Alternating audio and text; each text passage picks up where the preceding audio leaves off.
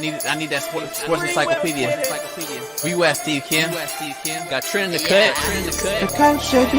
What up, man? The real Coach JB. My main man, Big Smitty. Are y'all ready for this? Ground like something to prove it. Came to a conclusion that is Smitty and JB and Smitty from West Coast to your side, worldwide, we in your city. Keep it 150, we never change what's happening. Hurdle link In any metric, Coach, you cannot have Russell Wilson in your Nick gave me my first offer. Like, you got to have that store and you got to be marketable. Hockey, football, baseball, then basketball. Oh, I love this fucking show so much, man. Are you mixing light and dark at 11 a.m.?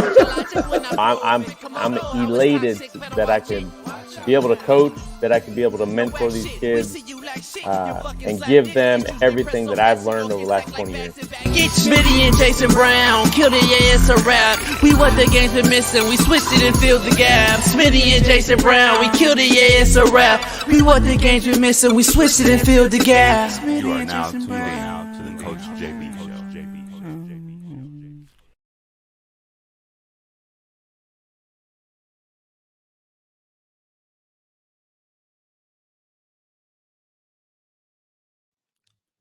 Hello? Can you hear me? Derek. Man, God, I hate this dang phone line, man. I'm sorry, JB. I spent all this dang money on this phone line, and the signal was horrible. I don't get it. Guess what? All right, appreciate you. We got a new deal with Mint Mobile. I just saved your whole life in phone drama. Mint Mobile is now a new proud sponsor of the Coach JB Show with Big Smitty. Stop playing. Your problem's been solved. We got a partnership with Mint Mobile? You talking about Ryan Reynolds, Mint Mobile? Stop playing right now. Hold on. Let me Google this real quick. You can try mintmobile.com/CoachJB and get 3 months free when you use the promo code CoachJB. Hey, man, I did a quick Google search real quick to make sure you wasn't playing around. They got plans as low as $15? They got plans for $30, unlimited everything. Speed, coverage, data, access to 5G, unlimited talk, text, mobile hotspots. You can talk in Mexico, talk in Canada, and they're built on the nation's largest 5G network. Are you kidding me, JB? Hey, and everyone wants to know how hard it is to switch to your service. Big Wireless wants to think it's hard. They want you to think it's hard, Big Smitty, but switching to Mint is super easy thanks to digital eSIM cards, which most phones now have. You can sign up and activate immediately right on your phone from the comfort of your own home. Mint Mobile does it all. Short, fat, skinny, and tall. That's why the Coach JB Show with Big Smitty is proud new sponsor using promo code CoachJB. Try mintmobile.com. This is where it's at. We got it, Big Smitty. And hold on, JB. I just read this. Last but not least, man. Hey, y'all, don't be duped by Big Wireless right now. I'm telling you, right now, Mint Mobile is through January 1st. You will receive an additional 3 months free, 90 days, 3 months free if you purchase a 3-month plan using our link below. So, hey, I'm switching over to Mint Mobile right now, JB. I'm done with this company I'm working with. They crazy. The line it never works. The signal is out, and it costs too much money. I'm going over to Mint Mobile, JB, and y'all should do the same. Big Smitty, I'm calling you right now. JB, Mint Mobile. Mint Mobile, clear as day. I hear you clear. The new promo code Coach JB right here, 3 months free. Mint Mobile, try mintmobile.com/CoachJB and get you there free. 3 months off, family deals, all deals, short, fat, skinny, and tall. Mint does it all. Proud new sponsor. Much love. We'll see you later. Peace.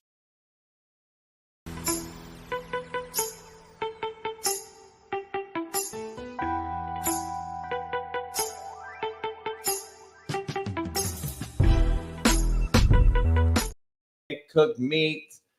I got bitches, cookies. Someone just made me some cookies last night. Oh, what up? What up? What up? What up? What up? Real Coach JB coming at you live, 6 a.m. Pacific. And this is why this is the realest Coach JB show on planet Earth. Because I'm just talking to TikTok, talking shit, smoking sticks, Big Smitty. What's going on, JB? I didn't know we was live. You know what I mean? I was letting TikTok know that they said, "Is you happy in life?" I'm like, hell yeah, shit, happy as hell. Vegas every week, Arizona every week, bitches, EAs, cookies. I just got some chocolate chip cookies made last night. Ooh, homemade, right. Homemade. Man, your camera looks horrible today, but yeah. What's wrong with my camera? I look good on my end. Maybe it'll come out. I think you on Boost Mobile instead of Mint Mobile.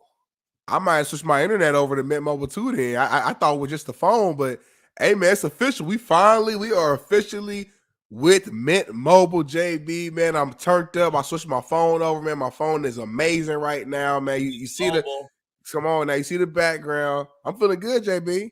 And the countdown starts now. We need 1,000 people to join the wagon, join the boat with us, man. We should do a countdown from now until the new year. We should put like a little ticker or something.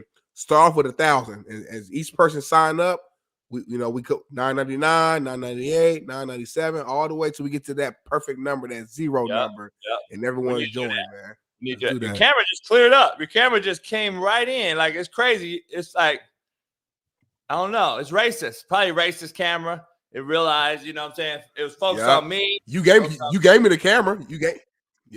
Focused on me first, and then it goes to you. You know what I mean? So it is what it is. Mm-hmm. This show is brought to you by Prize Picks. Make sure you head on over to Prize Picks plus betonline.ag. Use the promo code Coach JB. We got Bet Online. Make sure you use the promo code BELIEVE, BLEAV, 50% off plus welcome bonus. And AQMS, solve all your moving needs. AQMS, 1-888-233-3110. Move your car, your house, your furniture, your business, man. Side, move anything you want. Call AQMS, 888-233-3110. Big Smitty, let's get the quote of the day started right out the gate. Brought to you by Bet Online. Life is like looking for your phone most of the time. It's in your hand. Ew. It's so right in your hand. Mint Mobile could be in your hand too today if you sign up using our promo code, the website. We just put it down there on the ticker. Mint Mobile, you could be in your hand too, just like life. Stop looking for life. Stop looking for life, dog. Everyone looks for life. It's right here. Come on now, right in front of you. Yeah. Contrary to belief, brought to you by Prize Picks, a lie can travel halfway around the world while the truth is putting on its shoes. Unfortunately, that's how the world is. That's how the world is, dog. Motherfuckers make up lies on the internet. They share them. They're sharing about me on TikTok right now, Twitter. They making it's all the way around. Germany already heard the lie. China. The truth, Big Smitty. I'm over here like, damn, now I got to go get on the internet and say that it's a lie. You know what I mean? But it's already around the world, Big Smitty. It's a damn shame. People love negativity. People love lies, JB, because it makes for a good story. Sometimes the truth is boring, JB, and they don't like to hear that. Yeah. That's the problem. Yeah, that's why I tell the truth. Because if you lie, you got to remember shit. I don't want to remember nothing. I'm too lazy. Most people don't listen with the intent to understand, Big Smitty. They hear with the intent to reply, contrary to belief. Ooh, man. Ain't nobody trying to listen. They talk. They're looking at your lips, hearing you, and then if you ever talk to a person and they already like this, because they're about to talk while you talking. They know how you listening when you ready to talk already, homie. Come on now, that's how it is, man. That's how it is. Sometimes you gotta, even in relationships too. Sometimes I've had to learn this myself. I'm like, you know what, Darnell? Don't respond. Don't say nothing. Just sit here. Just listen to your wife. Listen. You ain't got to respond. Hear her out. Speak afterwards, maybe, but just hear her out. Joe Core just changed over 3 phones on my AT&T plan to Mint Mobile for $270 for 6 months total. I currently pay $245 a month. Use that code Thanks, Coach JB and Big Smitty. Smash the like button. So, okay, we got one already, y'all. We need $9.99, man. Who's going to be the next one? I saw a comment earlier, JB.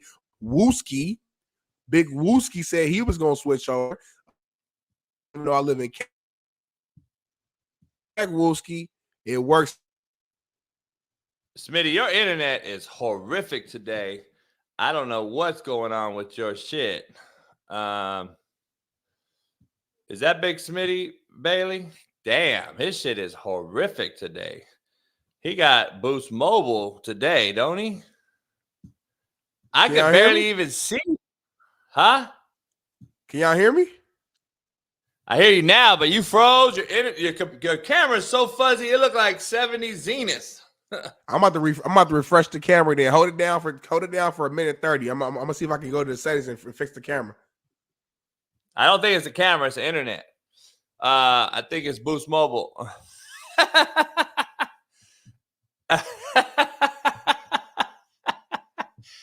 I love the comments. God damn, he on some Boost Mobile shit like he's on Walmart.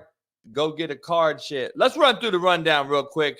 But first, before that, let me get you the poll question. Should Draymond Green be suspended for the year? Drop your comments in the section below.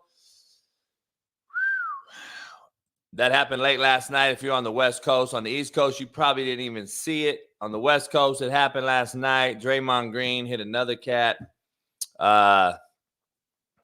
It's unbelievable. Should he be suspended for the year? I'm kind of over the cat, but we're gonna break that down. But let's get into the rundown real quick. The thumbnail's Tommy DeVito, gabagool, all this bullshit, gabagool shit. He's got a mobster agent who was like a walk-on high school player. He looked like a straight-up goober. Tommy DeVito, Mr. Gabagool himself, is basically taking over the internet, and it's becoming quite crazy. His agent is taking over the internet by storm, looking like a mobster. Here it is, man. He's taking the NFL by storm, and all the small people who thought a nobody could become a somebody, as he has won 3 straight for the #1 media market in the world, New York, for the Giants. A University of Illinois player who transferred via Syracuse. This guy threw 15 touchdowns and 4 interceptions in college. He's taking the internet by storm. And I'm just going to be honest, ESPN and Barstool are now reporting things out there like he, over the last 3 games, is on MVP pace. And I'm sitting there like, are you kidding me? MVP pace? Yeah, you clear now. Come on now. They're saying Tommy DeVito is on MVP pace after 3 weeks. This motherfucker threw for 150 yards. Ridiculous, bro. Listen. Do excellence, Big Smitty. We're going to dive into it, though. Yeah. But number 2 part of this show, where we at, Big Smitty? Can you catch us up? I'm going to catch us up like we ain't got no mustard, man. Draymond Green is back at it again, JB. I finally had the time to watch some basketball, man. I thought I had a good game, man. Warriors versus Suns. And Draymond Green, man, look at this dude. He swung back, arm goes back, hits a Nurkic in the face. Like, JB, what would you do if this was your player, or if you was even a teammate or opposition? Like, this, what would you do with this cat, man? Like, what is Draymond doing? I don't know, man. I'd suspend him. That's the poll question, Big Smitty. I put the poll question out there. Would you suspend Draymond Green for a year? That is the poll question. While you were gone, I don't know. What would you answer that question with? Yeah, I mean, I think the only option you got right now is to suspend him. And then if after suspension he comes back and he's worse or he's still doing the same thing, it sounds crazy, but you're going to have to, like, trade him or part ways somehow. Because this Golden State Warriors team, I don't want to deep dive into it, but, like, they're not the same no more. So it might be time to move on from Draymond. We're going to get into it. Bill Belichick is in the news.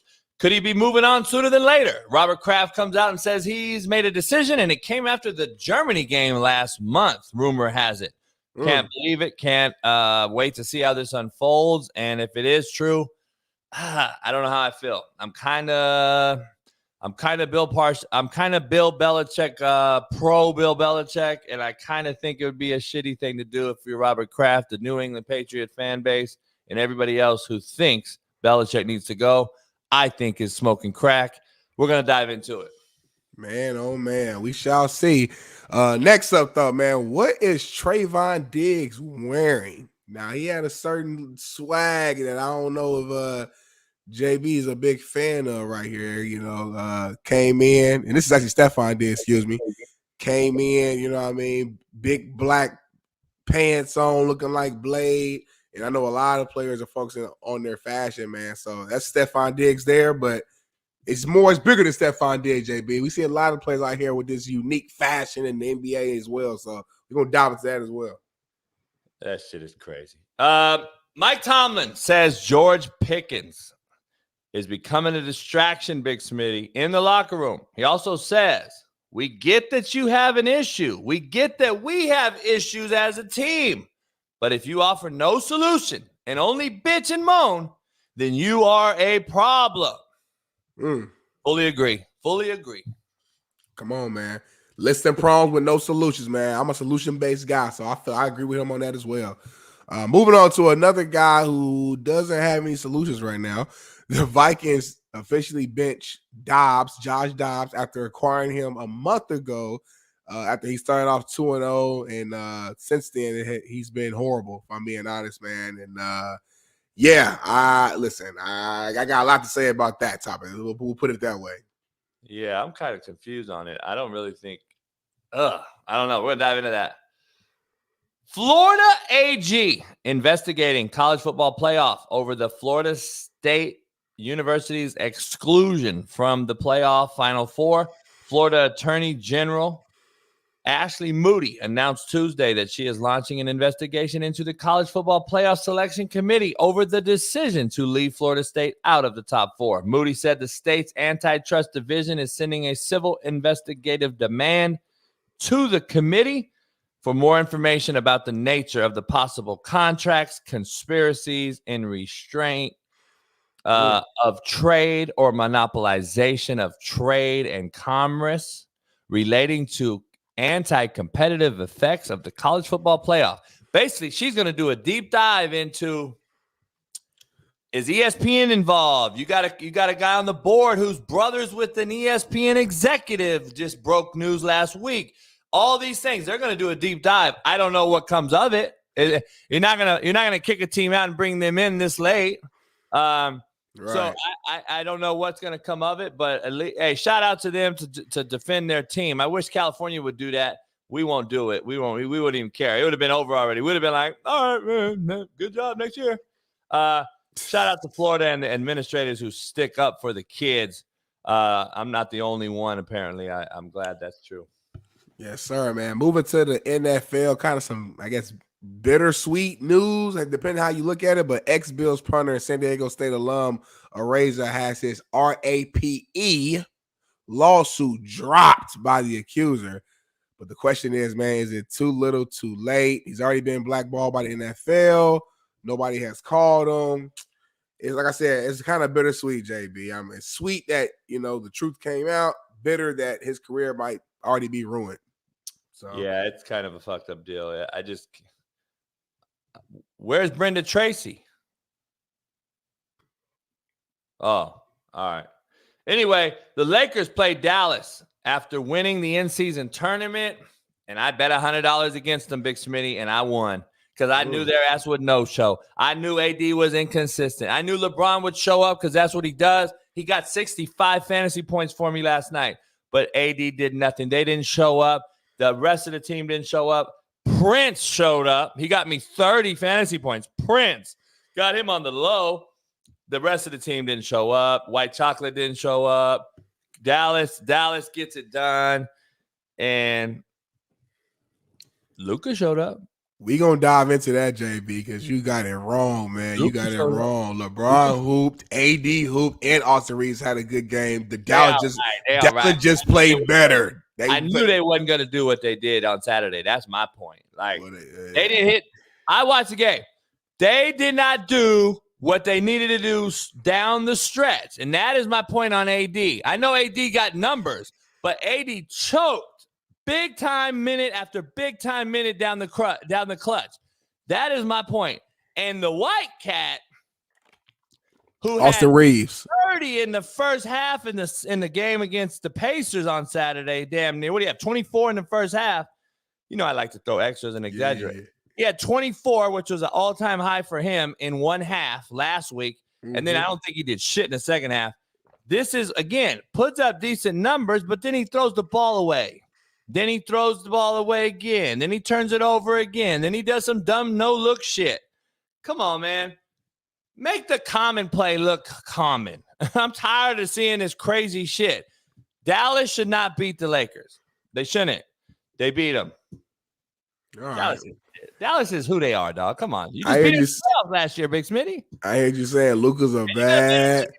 Hey, Luka's a bad boy. You asked me if LeBron was in my top 5 the other day, and I said no. And one of those guys I listed in that top 5 was Luka Doncic. He's a bad man right there. But we're gonna talk about that in exhaustion a little bit later today. But moving back to the NFL, the Jets reportedly have told Zach Wilson that he will be traded after this season, man, according to ML Football. Zach Wilson. I'm not surprised, actually. I just wonder what can you get from him on the trade market with the ups and downs. We're going to dive into that, though, for sure. Yeah. My boy's son, DJ Ukulele, to Florida State, back to the ACC. Is that going to happen? He visited. Mike Norvell knows him well from recruiting him in high school. So I could see the fit going back to try to give Clemson a shit sandwich. I could see it. But to me, it's just like, dog, we're moving around too damn much. This is like NFL free agency, and it's like it's starting to sicken me. I don't know. It's worse than NFL free agency, honestly. No, Josh, I'm going to fuck up his name. That's my homeboy's son, and I can't even say his name. You know I ain't going to try to fuck it. I'm going to fuck his name up. Ukulele. I really don't know how to say it, though. Like, I'm not even trying to be funny. I might have to Google it and just, like, listen and lock in. Yeah, I said the most Polynesian used musical instrument in the world is what I call that motherfucker last name. Ukulele, yeah. But that's dinner how it look like it sound though, like ukulele. Like I'm looking at it right now. That's how it look like it sounds. So but moving on, man, NFL. So Al Michaels, legend Al Michaels, has been told that he won't call the ABC, NBC playoff games this year for the first time in 50 years. What's going on with that, JB? That's crazy to me. Yeah, I don't know. I just saw him at Craig's in LA. Steakhouse. Yeah, I don't know, man. That's gonna be it's kind of sad. He's probably trying to out the old guys, even though I think he's still the best call. I think he's still the best voice in sports, but they're gonna try to get rid of him. They're gonna out him, probably Lee Corso. I'm assuming ESPN's got to move on from him. If they're gonna move on from Al Michaels, Lee Corso got to go. He has no cognitive skills. Like, unfortunately, I love Lee Corso, but dog, it's a bad look for having him on TV when you can't really say anything anymore. It's bad look. You got to cover him up and stuff. I got to see Al Michaels. I can see Al Michaels do this for another 5 years. Lee Corso can't do it for another 5 minutes, unfortunately. Yeah. Georgia considered the favorite to land Florida running back transfer Trevor Etienne, the brother of Travis Etienne, who plays for the Jaguars. Georgia gets him. See, this is my thing. If you're the best recruiter in America in the portal, like they say Dion is, why Dion ain't got this cat?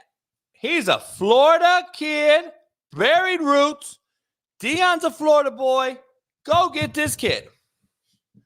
I want to see that kid get got by Colorado. That's a splash. But now we're being nitpicky, though, Jerry. You can't get everybody. When you recruited, you got a lot of great players, but you didn't get everybody you wanted. Don't sit here and say you did. You didn't get JB. Stop. You did not get every single body you wanted every single year. Ain't no recruiter in the world did that. Stop. See, I can't see. That's why I can't hang with JB, man. I don't even want to. I mean, don't say it. Don't say it. You could ask people. You could ask people. I mean, You got 100% ranking when it comes to getting every single player you wanted. Remember, recruiting goes two ways. Recruiting, you get your guys and you put your A-list recruits here, your B's, your C's, your D's, and your F's. You go to D's and F's when you need numbers to fill dorm rooms. Let's just be clear. I never lost an A. Freddie Mac, soft ass. I never lost an A. Y'all be beefing for nothing. I never lost an A. Never lost an A. Never. Ask them. You better ask these motherfuckers in here. A guys, I got. B guys, I pretty much got. Now, B guys, remember, I'm rolling over every signing period. So my B guys, guess what they are? They think they're A guys at a shittier college. See, I don't want to drop too much recruiting knowledge on y'all because I don't want to. Because, see, I can sit here and talk about all this shit the whole time and you'll never understand it. But B guys came, and B guys that played for me ended up going Power 5. B guys that didn't come to me ended up going nowhere. So my A guys, I never lost. And that was what we're talking about. ATN's an A guy. He's in the portal. This is the portal for A-list guys. I'm going to get all of them. Period. That's just what I do. But I'm cat, according to Freddie Mac. All right, man. Moving on to the NFL. Vikings offensive coordinator Wes Phillips addressed his arrest on a DUI charge from late last Friday. Can't wait to play that video. You can hear his response so we can dive into that. But I don't got a job. It's about who you know. It's about who you know. Anyway, LeBron completely ignores the national anthem and sits down at the USC game. Big Smitty, this is catching national global news. I mean, this is just it's another thing. I think half of it's they're nitpicky on him because of his Brittany Griner defense. Number one, I think already put him in a negative light. Number two, everybody's waiting to go after that motherfucker just for anything he does because of, just shut up and ball play and all the shit that's happened. So, listen, I don't know. I didn't really watch it. I don't really care. I think a lot of it's an attention-seeking grab. He walked in with his kids and his whole family, sits down. I didn't really watch it like that. I just think people use it for clickbait. Listen, I don't even care anymore. We all have our own thoughts about the cat. We all have our own beliefs and all that. It is what it is. We already know where he stands. I'm good on the whole topic. Like, it is what it is. Like, I'm tired of talking about the motherfucker. Everything he does off the court or off the, where he makes his big money right. is just kind of like a clickbait. I don't know. That's kind of like there's certain things, JB, and I know this is supposed to be our last topic, but I think this is a quicker one. There's just certain things where it's like, all right, y'all. Like, I get, on the court, I might not be a fan of his. I might not like the way he does things. I might not like that he passes the ball during the last minute of the game. I might not like, a lot of stuff on the court. But when we get to a point where we're nitpicking this, like a little thing like this, like he's walking, like him and his little girl is trying to go to their seats, and it's during the national anthem. We're gonna make a big deal over this. When I've been to numerous games where people are in the concession stand during the anthem. They're using the bathroom. They're on their phones. They're standing up, but they're texting. So it's like, come on, bro. Let's not act like the national anthem. We all just start to praise and worship the flag. And no, that's not how it goes down, man. We're just making it a big deal because it's LeBron, and people, they don't like LeBron, so they try to find any little things to nitpick, and they're gonna just blow it out of proportion. It was not that big of a deal. He wasn't disrespecting it. He got there when he got there, and he's not about to just sit there in the corner because he's not a regular person. Life ain't fair. Sorry, is what it is. If he was just little old Darnell from our little old whoever from around the block, maybe they got to sit over there and wait. This is LeBron James. It's twofold. It's twofold. He also has to know how to read a room and know he's LeBron James.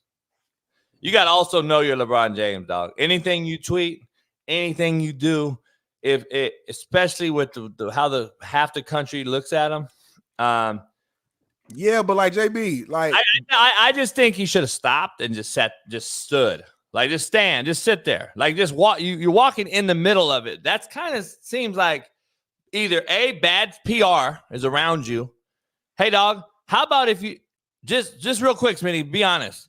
If you don't see him during the national anthem, is this an issue today? no, Fuck it's not. no. How about you stay outside? You're in a tunnel until the shit's over, homie. To me, it's like he wanted to grab. Like, why would your team let you walk in during the national anthem then?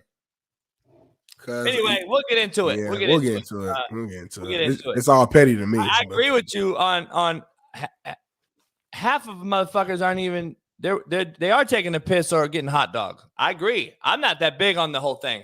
I don't really give a shit to me because it doesn't mean nothing to me. He don't mean shit to me. But at the same time, it seems like something's up. It's always something. It's always Brittany Griner and fucking like it's something, homie. It's like it's a grab. But we're gonna dive into it. I gotta start my morning rant with you because I gotta be honest, Big Smitty. We gotta dive into something that's bigger than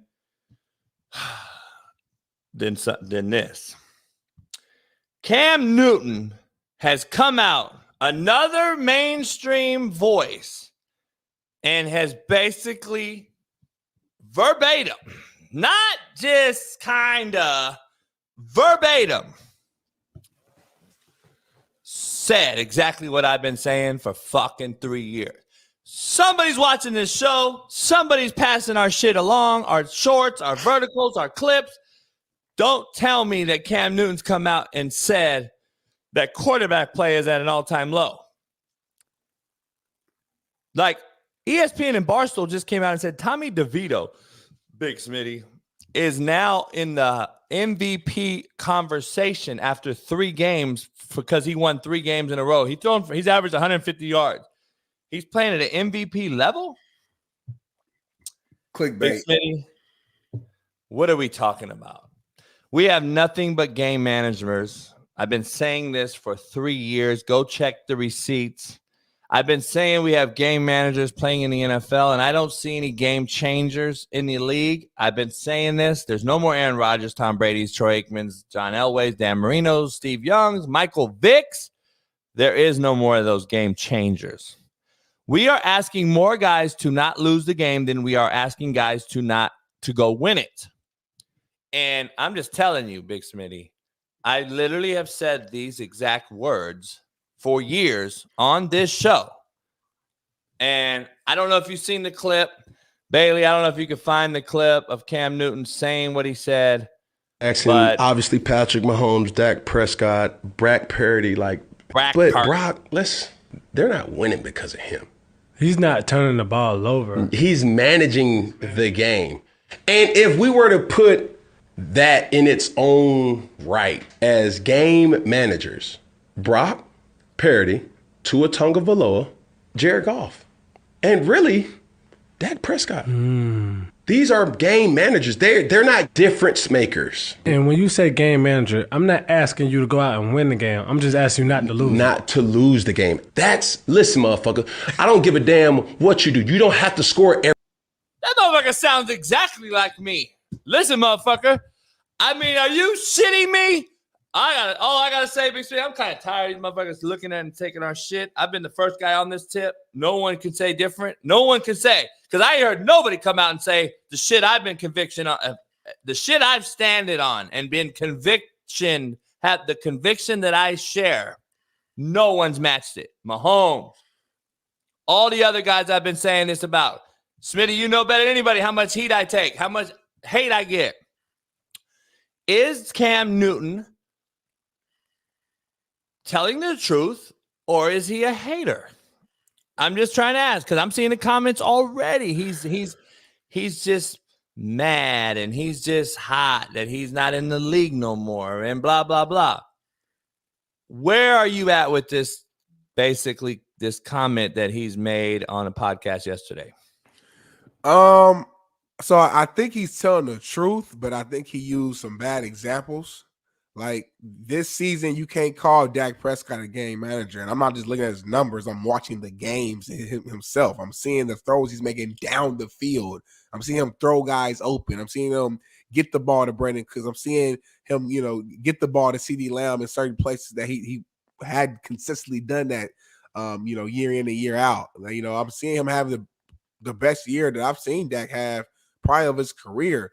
So some of the examples that he used for game managers is I didn't like. Even Jared Goff, and I know Jared Goff's season has been up and down, but I can't call Jared Goff a game manager. To me, a game manager is someone who's very limited when it comes to the actual skill set part of the quarterback position, and who literally just, like you said, a Jimmy G, is a guy who I would have said a game manager. Brock Purdy, to an extent, but I'm not even gonna lie. Even Brock Purdy, Jake, I'm gonna be real. You really watch that tape, and every play ain't just a screen. Every play ain't a quick 2-yard slant. Like, there's times where I'm like, okay, like he could have checked it down right here, but instead he threw it down there 30 yards to Ayuk or 30 or 40 yards to Debo. You know what I'm saying? So it's just some of the examples I didn't like, but the overall, I guess, message of quarterback play being at an all-time low. Yeah, I've told you that I've hopped on the bandwagon with you, and I wasn't there with you at the very beginning of the season. Like when you first said it was thrown out there, I thought you were crazy. Then the season started, and we started to watch the tape, and week 3 got around, and then we were like, all right, well, they still got the preseason jitters. I was like, okay.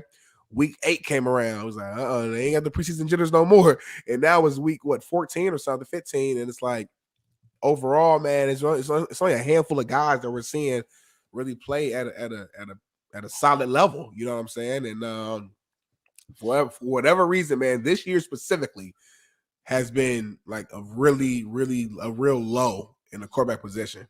I mean, it's been this way. It's been heading. It ain't been this bad, Jay. I swear to God. What I mean is, I've been saying this for the last few years that this has been a trend. Like, it's definitely a trend, and it's only getting worse. And I'm gonna be honest, like, Jared Goff is someone I've been saying on this show for a long time. I've been telling Steve Kim, to me, he's the epitome of a game manager. Who? Jared Goff's never done anything to help his team win a game when needed. He's never put his team on his back to win the game. Everyone's always had to carry Jared Goff. We don't have a good enough running back. Let's get Gibbs. Let's go get Montgomery. Let's go get another receiver. When in other big-time quarterback rooms, you're the guy that makes Van Scantling get a contract if you're Aaron Rodgers. You're the guy that's supposed to get St. Brown the next big contract in the NFL. Goff is not doing that. He's not excelling. He's not getting his guys better around him. Goff is a guy that I told you for a reason McVay got rid of, because he couldn't perform when it mattered. He choked it off in a Super Bowl, or McVay would have 2 right now, and we'd be talking about how highly ranked he is as a coach, especially the year he's having right now with a team that everybody thought was in the dumps on a rebuild roster. So let that all sink in. Stafford saved the day instantly, Smitty, 1 year later. So basically the same team. So I do think Jared Goff is a manager. I've been saying that for a long time. Brock Purdy is impressive over the last 5 games. He had a 3-game dump where he looked horrible without some major players, which again tells me, is he a manager or does he need all things perfect to be good? See what I'm saying? But let me ask you this though. So, like, because I agree with you on the Purdy thing. We saw 3 games when we didn't have Trent, when we didn't have Debo I'm surprised Samuel. you agree on me with Purdy and not Goff, though. That's, to me, I thought you would be flipped. Nah, I don't know, man. Like, maybe I need to really break down more film with Jared Goff over his career. But I just feel like from a skill set standpoint, man, this guy, is he consistent? No, he's not consistent. And that's what consistency is, what makes you great. So he's not great. But at the same time, man, I've seen Jared Goff make a lot of impressive throws over his career. But when it doesn't matter. You know what I'm saying? So like, well, okay, like street, like this is how I look at it. If we're playing 7-on-7, Jared Goff may be top 3 in the NFL as far as just spinning the rock. Okay. You put those pads on and those lights get bright. Show me one game that Jared Goff mattered when it mattered. Because I ain't seen it. Not one. And I know Alan breaks these things down. He's talking in here in the chat right now, too. I agree. I haven't seen Jared Goff win one game that matters. He is truly the definition of a game manager, in my opinion. So is Baker Mayfield. I can go down the list. I think the league is saturated with game managers. Like, if you do anything, if you fart in the wind and somebody smells it, his whole game's off. And I think we got 90% of those quarterbacks in the league. If something moves, Big Smitty, if you fuck with something in the Gatorade, their whole mantra's off. Like, their game is totally hit the shitter. That's how weak the quarterback position is in the NFL right now. Like, we have a lot. When Flacco can come off the couch and come right in the league at 40 and do what he's doing, tells you that we don't have anybody sitting in the bullpen that we can sign, Big Smitty. How do you not sign a guy better than Flacco at 40? Why is there no bullpen pitchers available in the NFL, the greatest league of all time? Why is there no bullpen pitchers available? Why do we have to go to Joe Flacco? Like, I'll wait because nobody can answer me because there's no good bullpen pitchers left. There's no good quarterbacks in this league. We're going to the bullpen's bullpen. And that shit is the 7-Eleven worker sitting around, Kurt Warner of the world, like bagging groceries. Like, where are we in this? But I'm talking about Kurt Warner at 40, not at 20. I'm about to say. So I'm trying to figure out, like, why is there's no development, there's no coaching and teaching at the college level anymore. We want to go fast. We want to show cards. We don't want to teach verbal communication skills. We don't want to teach front. We don't want to teach hots and sight adjust. We don't want to teach mic IDs. We want to just have these cats go fast, run around, use their athleticism to try to 1+ the defense in the quarterback run game. Yet we haven't taught them any skills to allow them to earn their second and third bag in the NFL, which is the most important bag for NFL players. The second contract, the third contract. These guys are getting one contract worth so much generational wealth that they're not invested anymore. They don't care to get better. They don't need to get better. And you have seen it with our very eyes, why the quarterback position is regressing because of these different things I just brought up. Clip that shit, Bailey. Make that a vertical. Shit. I hear you, man. It's a few things here. One, I don't think players should be getting punished because they got talented guys around them. Like, I think we often, even myself, we criticize a lot of these players because they got so much talent. We criticize Brock Purdy. We criticize Dak Prescott because they have so much talent around that we just say, just don't mess it up and you should be good to go. You still got to make these throws. You still got to, you still got to have the nuts and guts, the phrase you like to use to stand in the pocket. You still got to read the defense. You still got to, be on time. There's still certain things that, maybe a guy isn't throwing a 40-yard dig route down the field or just, this beautiful fade route. Maybe they're not doing all those impressive throws that we saw the greats do, but you still have to be on time. There's still a lot of intangibles that goes into the quarterback play that I think we don't give enough credit to. And I also think there's a difference between being a game manager and just being a guy who's not clutch. Like there's guys who, I look at like a Jared Goff. He's not clutch.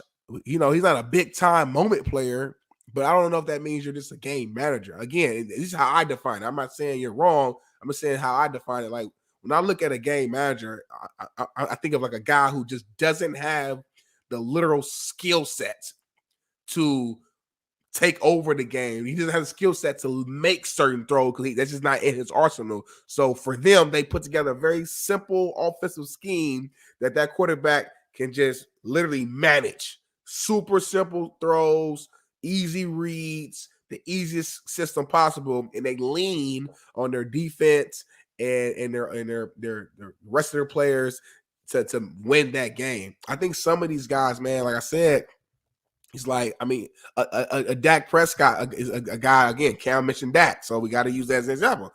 To me, Dak is not no game manager. Like, this guy right here, we can say we want about Dak, and when we can say, hey, we want to see him show up in the big game. We want to see him lead the Cowboys to an NFC championship. We want to go to the Super Bowl. Like, yeah, we want to see that.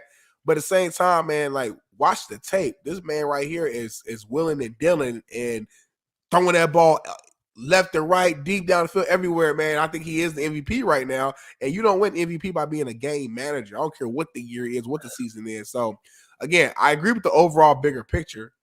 I didn't like all the examples that Cam used in his rant. I would argue that other than Matthew Stafford and Aaron Rodgers, who's not playing, the entire league is game managers. That was gonna be my next question. I was gonna follow up and say, okay, Jimmy, tell me who isn't a game manager, because what you just said is fucking crazy. Josh Allen isn't a game manager. Stop.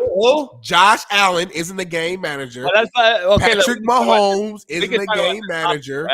We can break this topic down forever. There's a finite line. We got to move on, but there's a finite line on game manager, and then a guy that you say is not a game manager because of his talent and skill set, like Josh Allen. Only reason you said Josh Allen's not a game manager is because his skill set pops out at you because he's a freakazoid. Same with Mahomes. Same with Herbert. But the truth of the matter is Josh Allen will lose you more games than he will win you. Because he will do too much and he will fuck the game off and they will lose the game. What do you call that then? Was Brett Favre a game manager then? Hell no. Oh, okay then, motherfucker. He would lose games too. He was a similar type of quarterback. Super Bowl, homie. What are you talking about? Hold on. Mahomes got 2 Super Bowls, player. More than Brett Favre. You just put him in a game manager. Who?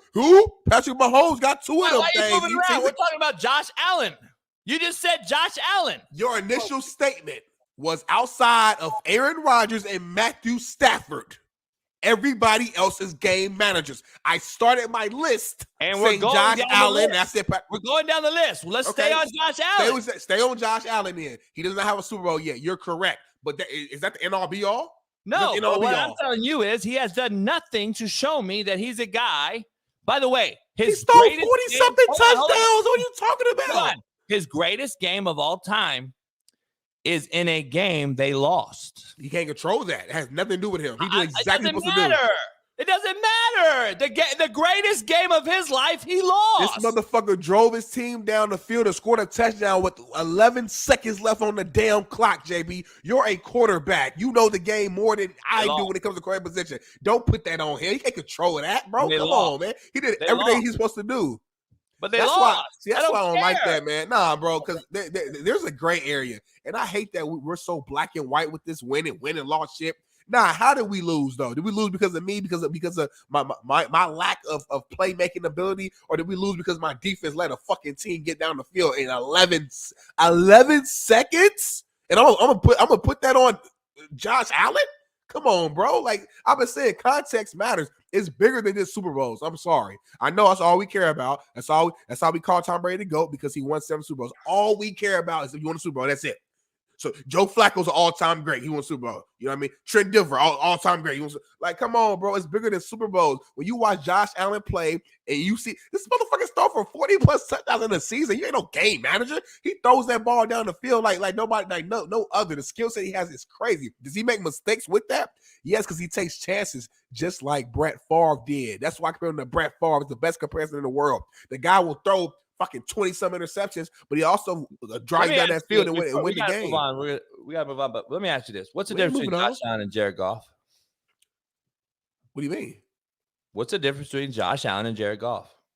Josh Allen has a bigger arm. Josh Allen has shown more examples of big-time seasons, all-pro seasons, has been in the MVP conversation, fast. He's more of a dual threat, can run the ball. Jared Goff ain't running nowhere near like a Josh Allen. You said a lot to say nothing. You said a lot to say nothing. Just say that. You can say that he's a better athlete. He's a better everything. He he's a better. He's more skilled. Everything. He's better everything. Better everything. I will sit there and put them next to each other, and Jared Goff will make throw for throw to match Josh Allen's throw for throw. I'm telling you right now. I've seen them both in person, bro. I've seen them both in person. They can make the same throws at the same velocity at pro day, at the same time all day long. At pro day, the only difference is Jared Goff is not the athlete that Josh Allen is. Just at say pro that. Day. But the bottom line is they're both game managers. Let's move on, dog. We got so much. I didn't even know this was going to be a big topic because we could go back to this. We bringing it back. It's just me and you today. Ain't nobody else going to be on the show, so we ain't got to rush through shit. This me and you. Matt's coming on. He going to come on for 40, 50 minutes. He going to leave. So it's basically me and you today. So don't be scared. Don't run away from this smoke. Don't run away from this smoke. Come on. JB Matt can't come on, he said.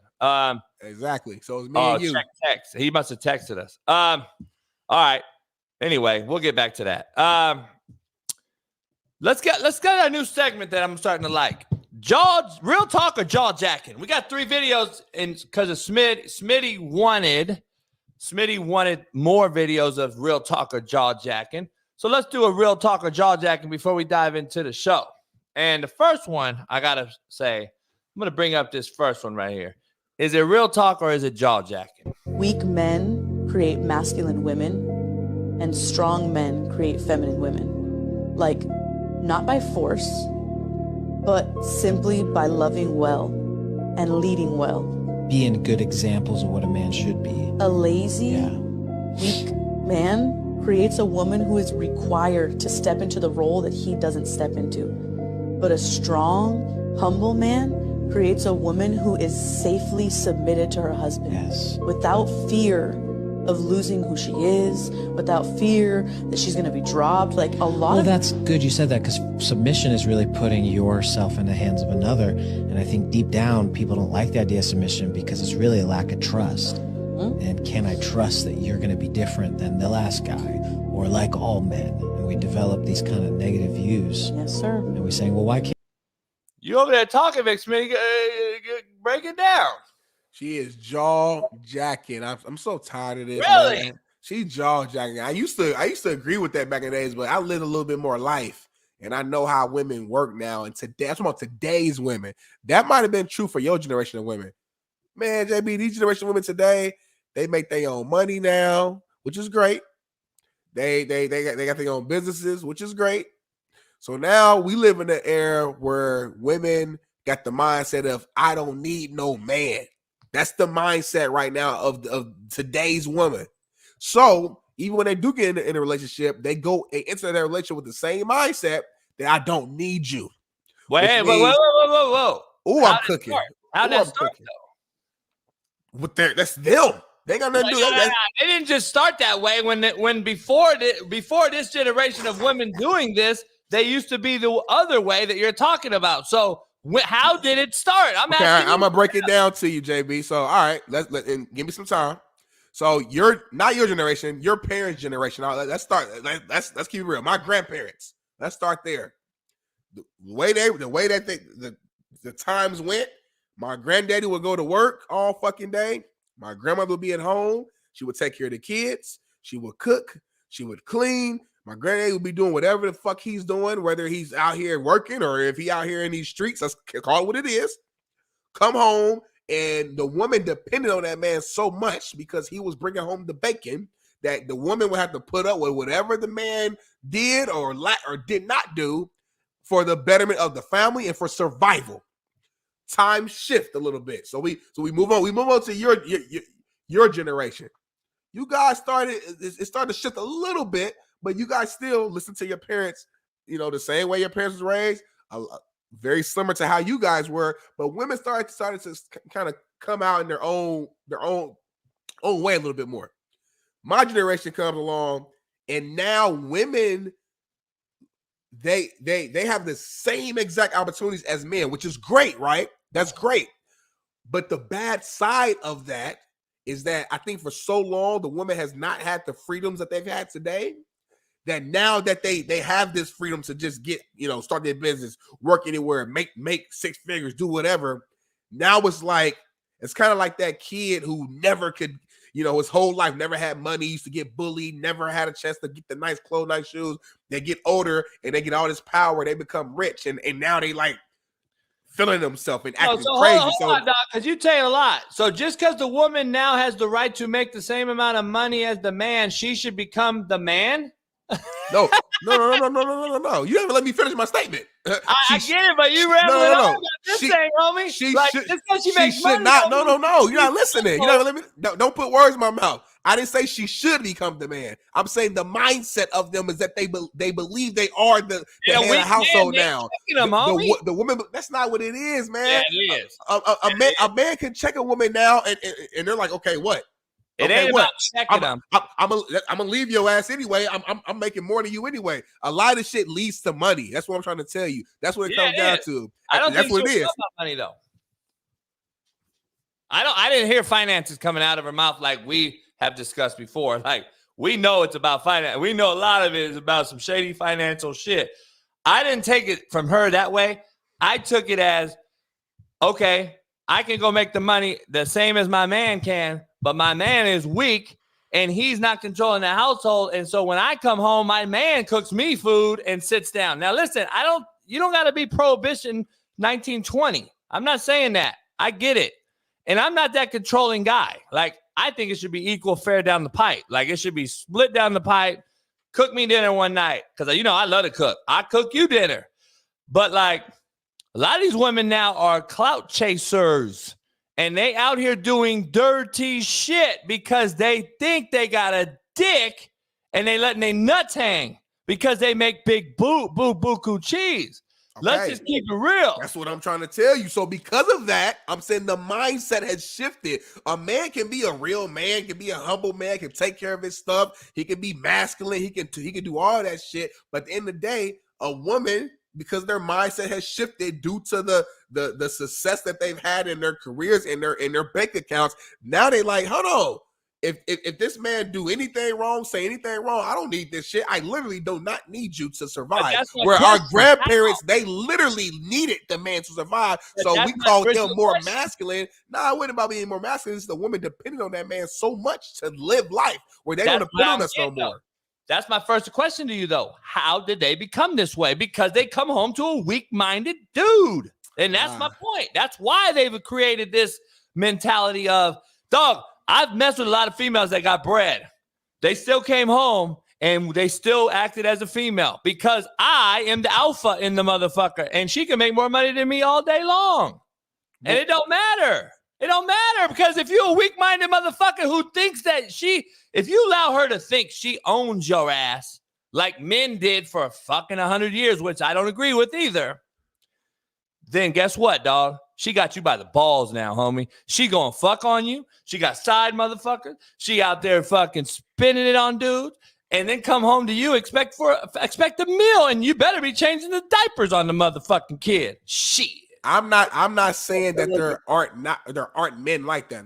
There always been men like that. Like, I don't like using the word like all, and because there's always examples of every single thing. So there, even when you were growing up, it was like every single man was just fucking macho. No, there was all types of shit forever. My thing is, I just think, and I saw D. Jones put a comment in here, which I actually agree with. I think it's a combination of what I've been alluding to the like talking about the money, but also fathers not being in the household when those women were little girls and growing up seeing their single black mother have to do everything. It put like a certain like protective cover or kind of a barrier, I would say, in front of them, so to speak, where they grew up not trusting men because of their mother and what their moms went through.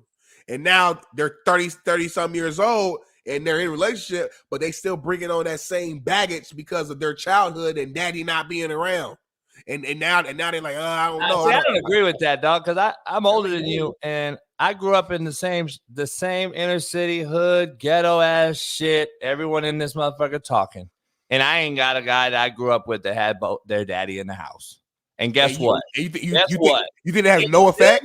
He still knew how to control his household. He still knew how to control and be respectful to elderly people. He still knew how to say thank you and please. I'm not buying that bullshit. I get the kid. I think that I think the mothers who used to whip that ass is now scared to whip that ass. And now we know the mothers in the household are mothers and fathers. They've been that way, though, Smitty. They've been that way since I was a little kid. Guess what the mothers used to do, though? By the way, the mothers I grew up with worked 3 and 4 jobs, too.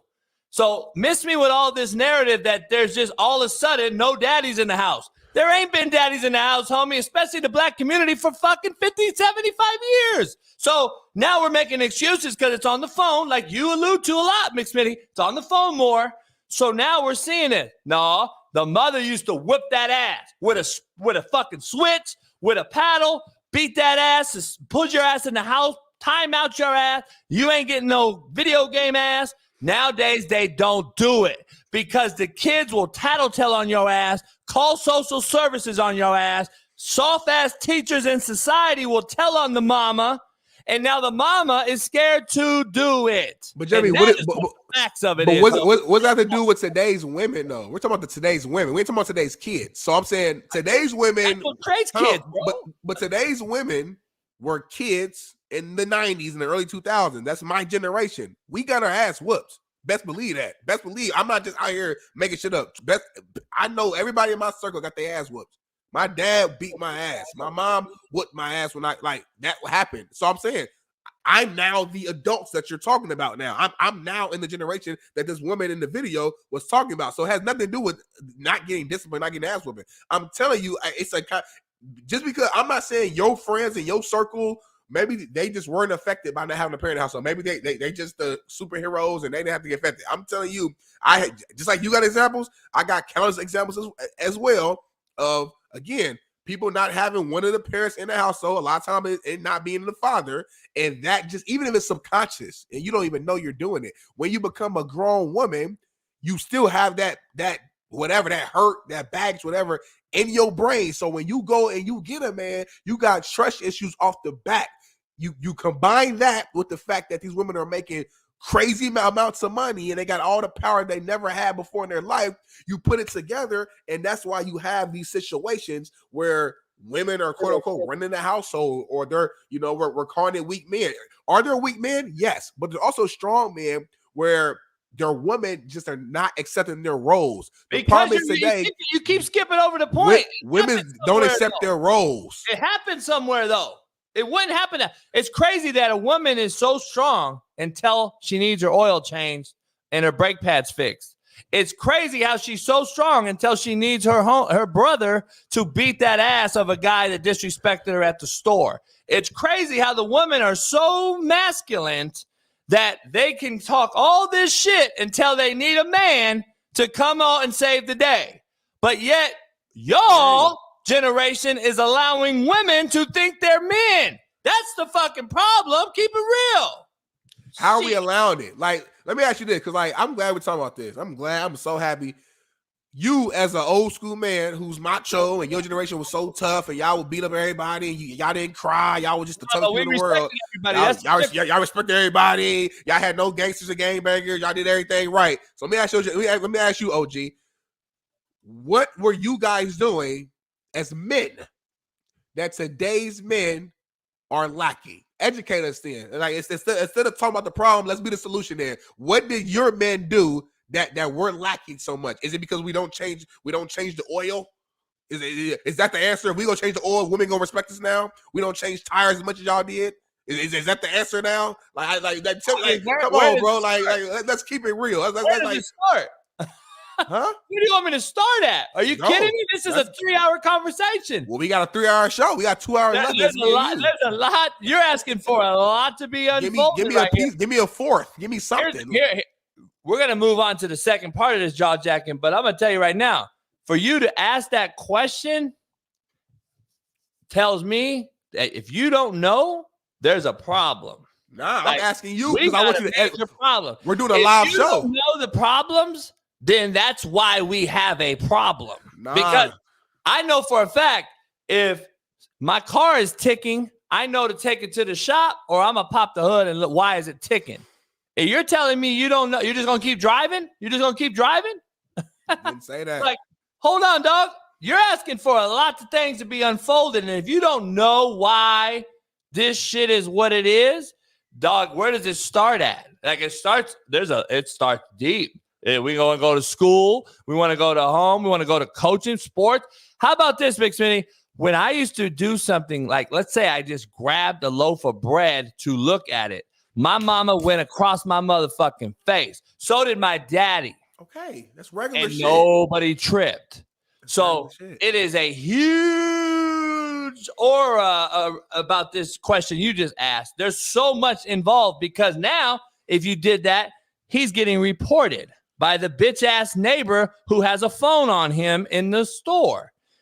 That wasn't the case back but in that's right now, JB. So hold on real quick. What you're saying, I agree, but that's happening right now, meaning that the next generation of men, the people who are kids now, who are 12, whatever, those men might have some different type of issues.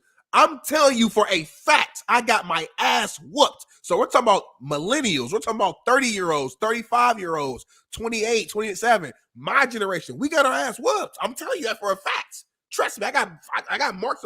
I got my ass whooped. So tell me why my generation, not the younger. You asked a question that has 1,000 layers, homie. We talk about what you're asking me every day. Like, there's not even one. I can't even start in the beginning and go to the end. And you asked this question. This is a fully loaded 1,000 layer question. Like, there's a million things. I'll start with you motherfuckers so soft you can't drink out of a garden hose. How about that? You can't ride a bike without getting a scratch on your motherfucking ass, and then you go crying, and then you load manage for 6 weeks. How about starting there? How about you motherfuckers refuse to do any manual labor? How about that? How about y'all need to order Uber Eats every motherfucking day with your fat asses? How about your ass refuses to walk home from fucking school because your ass needs to get picked up, you lazy fat fucks? How about y'all refuse to dress out in PE? Don't start with me, motherfuckers. I'll preach this motherfucker all day long to all you motherfucking fanboys in the chat. Don't fucking get me started, homie. I will break this down to a full-on fucking T. And y'all can't fuck with me in this thing. Motherfuckers, y'all so goddamn soft. Don't get me started. You motherfuckers can't do shit without the aid and abetting of every motherfucker you know. Motherfucker, we had to go do our shit our own. Or guess what? We didn't eat that day. Y'all motherfuckers been pampered, handed shit to you for the last 25 years. Miss me with where it starts. Motherfucker, this shit is 1,000 layers, homie. I could start all goddamn day. You're asking the wrong motherfucker, homie, because we'll break this thing down in that's why I want to hear it. I want to hear it. We'll be here the whole show, and you motherfuckers will sit here with your jaw open like, damn, he broke down the whole fucking society in the whole show. Y'all know what's crazy, though? Y'all know what's crazy? You talking about answer the question, motherfucker. I'll answer the question all day long. Why don't you guys jump in here and get in with me? Because you won't. Your motherfucking soft asses won't, but I'll answer the questions. Y'all know what's crazy, though? Everything that JB and a lot of his generation says about our generation, I guarantee if I go ask, like, JB's parents, like, their age, about his generation, they would say the same fucking shit. You guys are spoiled. I didn't get, because the shit was, we keep going further back. It's going to be worse and worse and worse because we had less resources, less fucking money, less ideal, less technology. It's always going to be a little harder when the further back you go. So don't get mad that our shit was easier because we got the computer and we got different opportunities. And we don't do as much manual labor because there's not as much manual labor jobs. We have the fucking computers now where they need people who can code, people who can do social media, people who can produce, people who can. So the jobs have changed because the industry and the businesses have changed. So we would be stupid to keep doing the same shit that y'all did because y'all had to do it when there's more money out here doing different things that require us to be behind a computer or to code or do it, whatever the case may be. The times change. You have to change with it. Like that don't mean we're soft. It doesn't mean that we're incapable. It doesn't mean that Darnell can't fix a car. It doesn't mean that I can't learn to do that. I don't want to do that, and I don't have to do that because I have 1,000 other options of jobs and careers. And get rid of school to do so. Get rid of schools. Get rid of stores. Make everything online, Amazon. Get rid of everything then, dog. You can't have it both ways, homie. Like, get rid of schools then, because I know every teacher I know wants out of it because these kids are so fucking enabled and lazy. They refuse to do anything, and then when you say something to do something, guess what they do? They want to fight your ass on camera, and everybody wants to film it. Come on, man. Miss me with that shit. There's a fine line between mutual human respect for the human being in the world, homie, and all the shit you're talking about making excuses for. There's a fucking human element to this, homie, and it starts with mutual respect. And if y'all telling me because of how the phone game and social media, if you're telling me that's changed respect, then you're fucked up. I don't want nothing to do with none of you motherfuckers. Because if you don't know the difference between respect and what the fucking world has evolved to, then you're fucked up. And humanity has no shot. Let's just keep it 100, homie, like y'all say. Then humanity has no shot. If you don't know how to say please and thank you and open the door for an old lady instead of rob their ass and beat them over the head because you're saying social media has caused it, then you're fucked.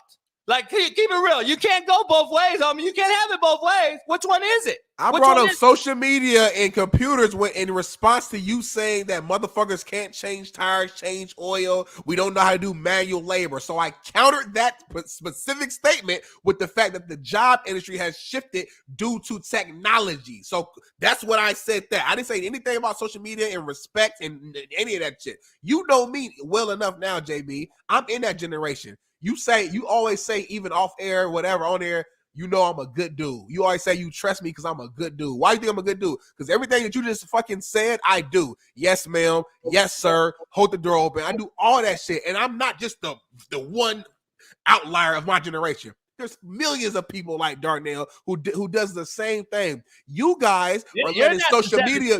Though. Huh? You're not the 17-year-old kid I'm discussing. See, okay, boom. I'm glad that's why we're arguing right now. Are we talking about 17-year-olds right now, or are we talking about the video that started this whole conversation, which you alluding to people who is in relationships and your age guys allowing the 17-year-olds to do what they're doing? How am I allowing to say that's still your generation? Like, I'm 30. I ain't having no kid at 13. So how's a 17-year-old? That's not my responsibility. Hey, that's where y'all fucked up. That's your responsibility. There is. I know a bunch of cats that are 30 that got 15-year-olds. I mean, we all right.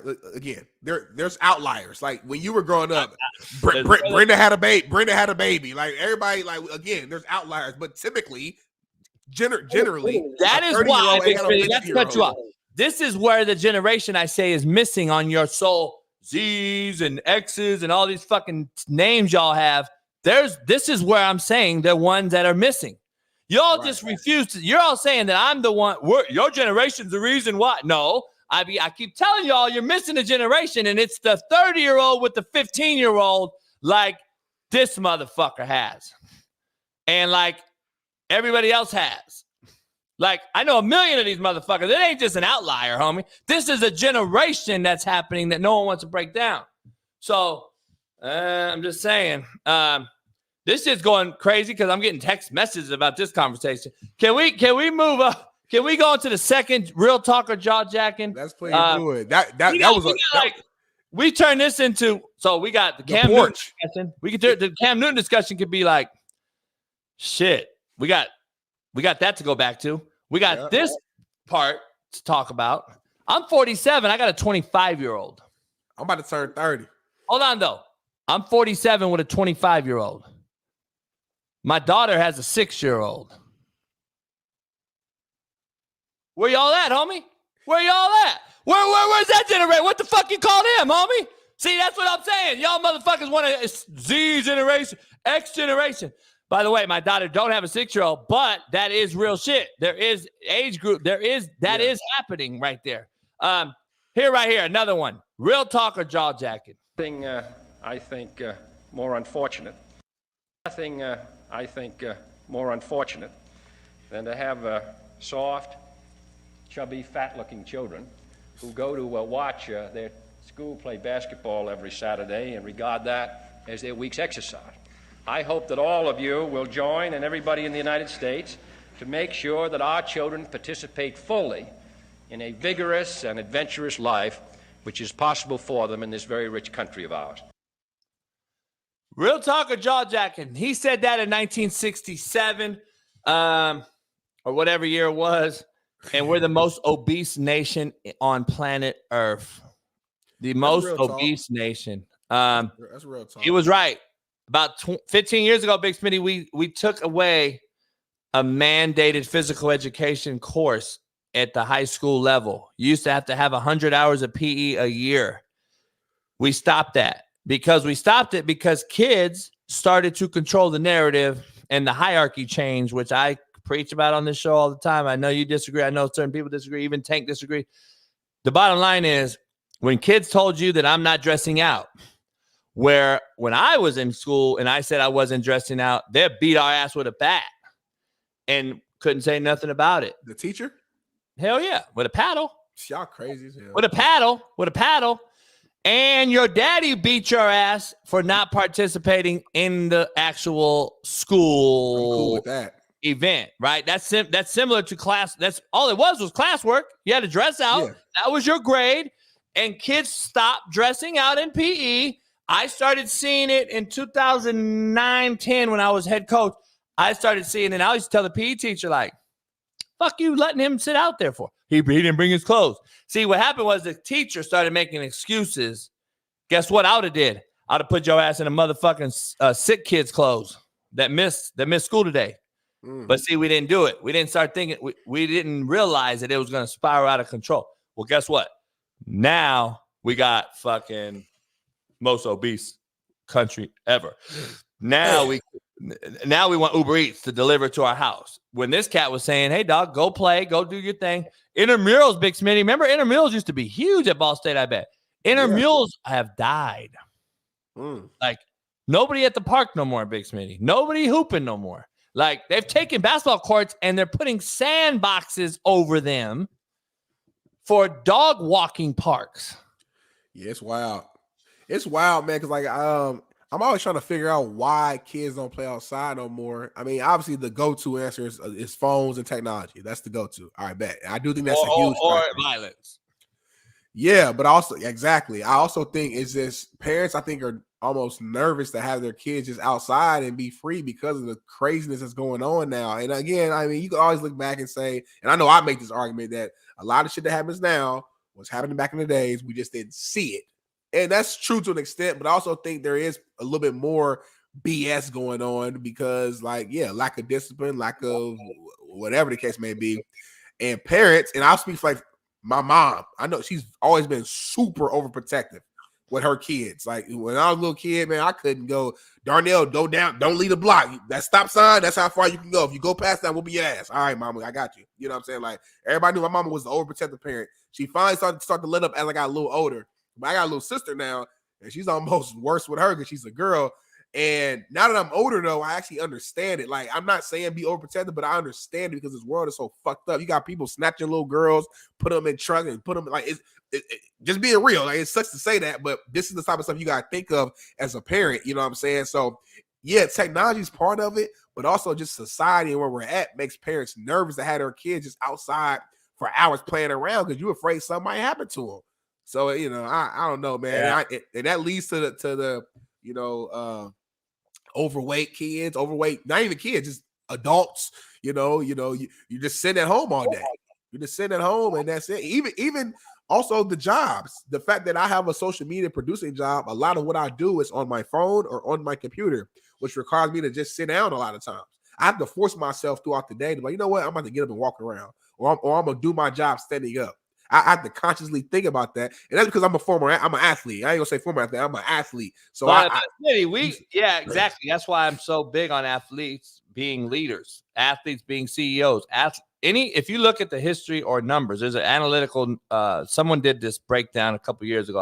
I was watching that the number of athletes, former athletes that are either CEOs, COOs, GMs, owners, presidents, etc., succeed at a higher rate than a non-athlete at the same job. They succeed at a higher rate. Makes sense. There's a reason, because leaders know how to lead. Leaders create more leaders, not followers. And that is what we love to do now. We love to create more followers because we want followers on our Mint mobile phone. Come on, and now. That's what it is. I remember back in the day, dog, cats used to have the step machine, the little step clicker. Yeah. And they were taking the steps. Nowadays, shit, they talking about they want to get into 6 different Ubers. Yeah, man. Like, we're talking about Uber, dog. Like, my homeboy came over the other day for poker. He took an Uber from Rancho Cucamonga all the way to my crib, $70. And he was like, this motherfucker farted in there, smelled. I asked him to roll down the window. He didn't speak no English. He didn't understand. I'm in there dying. I'm like, fuck all that, homie. I would never get into a motherfucking another car. But anyway, that's in me. I want to dive into something real quick. There's this dude that came out and said he's the greatest hooper in the world, and he's a trainer. And I'm so happy that this cat got in the mainstream media limelight last night, because I watched the video he did where he didn't miss no shots, and people thought it was edited. And I'm looking at it like, that motherfucker edited. And I'm hearing that he's a joke. And he's like, I'm the best shooter ever. I'm better than Steph Curry. He don't miss these shoot. He don't miss, like, he could 500 in a row. I think he did a video of some crazy shit. So TNT brought this motherfucking fake ass trainer on. Yeah. It might be white people shit, but this is the training world that we live in, Big Smitty. This is the 7-on-7 coach. This is the quarterback trainer that's out here fucking over these kids right now. I'm just keeping it real. These are the guys. And I would expose all these motherfuckers if I went back into this coaching world. But take a listen. I'm glad you stay ready. You ain't got to get ready. Kenny Smith ain't shooting all day long, by the way, but he sure lit this. There's levels to this shit. There's levels, and I'm so tired of these fake ass trainer boys, dog. JB, let me ask you this: is that how you feel? I'm gonna light his ass up. I'll tell you right now, I'll light that motherfucker up. I got Jimmy crack corn. You seen it personally. I seen it. You got a little jumper on your court. What the fuck kind of jumper is that? Is that how you feel when people like be in your comments trying to talk about football? Yes. They're the trainer and you're King of Jet Smith? Yes. There it goes. All right, Big Smitty. Let's move on. Tommy DeVito, Mr. Gabagool himself, and his 007 agent basically have taken the internet by storm. That's our thumbnail.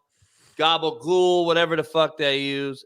By the way, he's all over University of Illinois campus right now. They're walking around practice Gabagool because he played there for Brent Bielema, and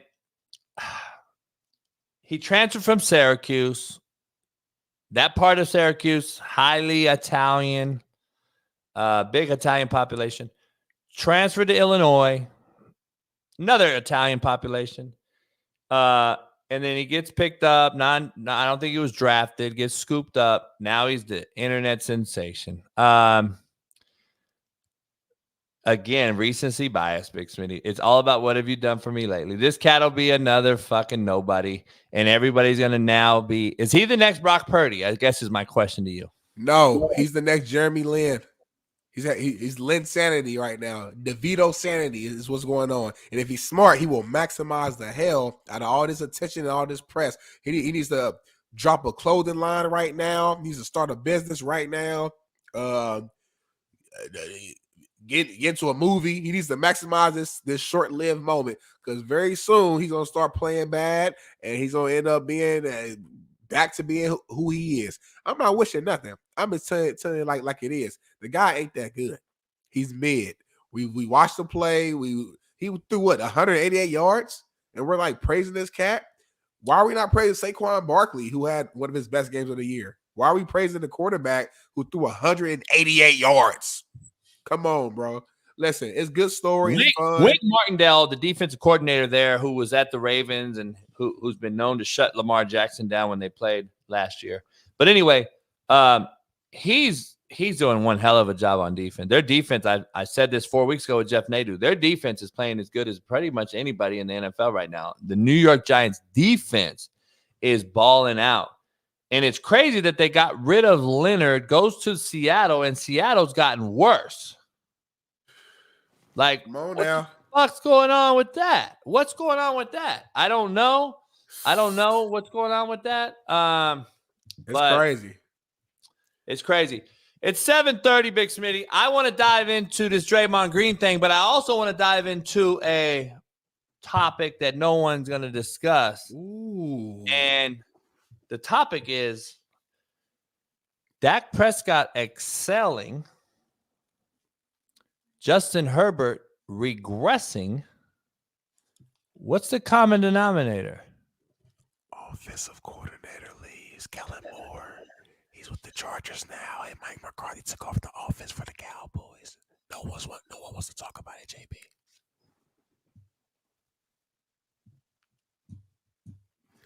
what do I know? Kellen Moore. We're going to break that down. Right after this. I got to get me a coffee, take a piss. Big Smitty got to blow his nose so he can talk loud again because he's sick. He got COVID. He got all this stuff.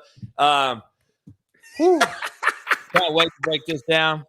Don't go anywhere. We'll be back in 3:50. I'll be back first because I'm white. He'll be back second because we're racist. And we'll be back right after this. TikTok, don't go nowhere. We'll be back. Peace. The game don't change for me. I live in the trench, and I always have. So the only thing that I can't do really is high-low. So essentially, I have this problem all the time. We talk about it all the time. Why is my brain and neck and shoulders not as important as the skill players? And then why are they? What is with the pussification of the skill players? But then we glorify the physicality of the big guys. Why do we have this double standard in the National Football League where it's like a triple standard? You have rules for the quarterback where he's like treated like a punter. If you touch him or blow on him, he falls over. I wonder how quarterbacks feel about them being called punters. You have rules for the skill players. Like the running back can't lower his head to use it as a weapon, and neither can the safety, but the guard can, and the fullback can, ISOing a mic. So it's impossible to abide by all these rules because, number one, I don't think the players know all of them, and they're always changing the fucking goalposts. They're moving the goalposts all over the damn field. You wonder why we're not wrapping up anymore, Matt? We're just fucking throwing our head in there? Well, that's the thing is they, instead of trying to tackle people, are now trying to shoulder lead and blow people up. And in my opinion, that tackle that Leonard threw on the pressure is like perfect. Face up, head back into the quarterback's chest, wrap him, put him into the ground, but don't like lift him and drive him. He didn't lift him and jump. He didn't do nothing extra. This was a bang bang play. He could do that. Like that was one of those bop. But he didn't do that. Here's Eric Weddle. Here's what Weddle said. And Matt, you understand. When you change the rules where you can't hit above the waist, we as DBs automatically go low so we won't get fined. And then what happens is Nick Chubb loses his career. Yeah, I don't think he'll ever play again. So I got a little breaking news I want to ask you. Yes, sir. Lincoln Riley at USC right here in the backyard. I don't know if you saw this, but basically people are calling him a communist dictator. He restricted the free press. Orange County Register reporter named Luca Evans restricted him from an article that he wrote last Thursday about Quentin Joyner.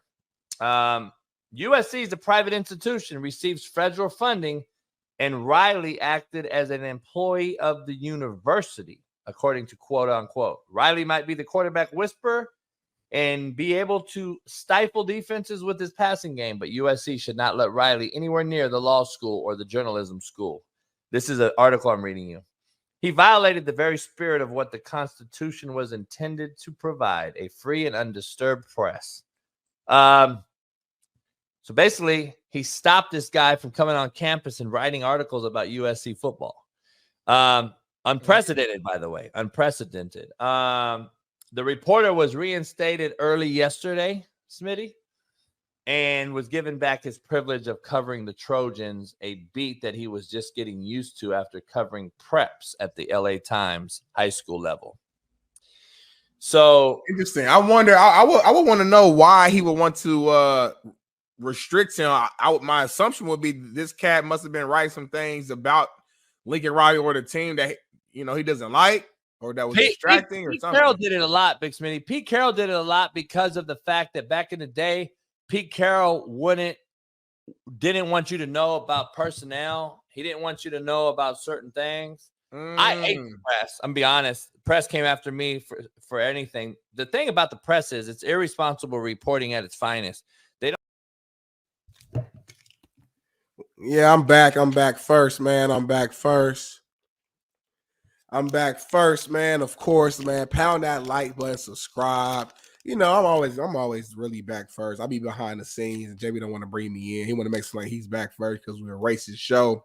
Make sure y'all hit this link though, man. You guys see TryMintMobile.com/CoachJB, man. We already had one of our loyal followers join, so we just need 999 more people to join the bandwagon. When you guys join, take a screenshot, send us a DM, send us an email so we can know, or just write the word done in the comments, and we got a tracker.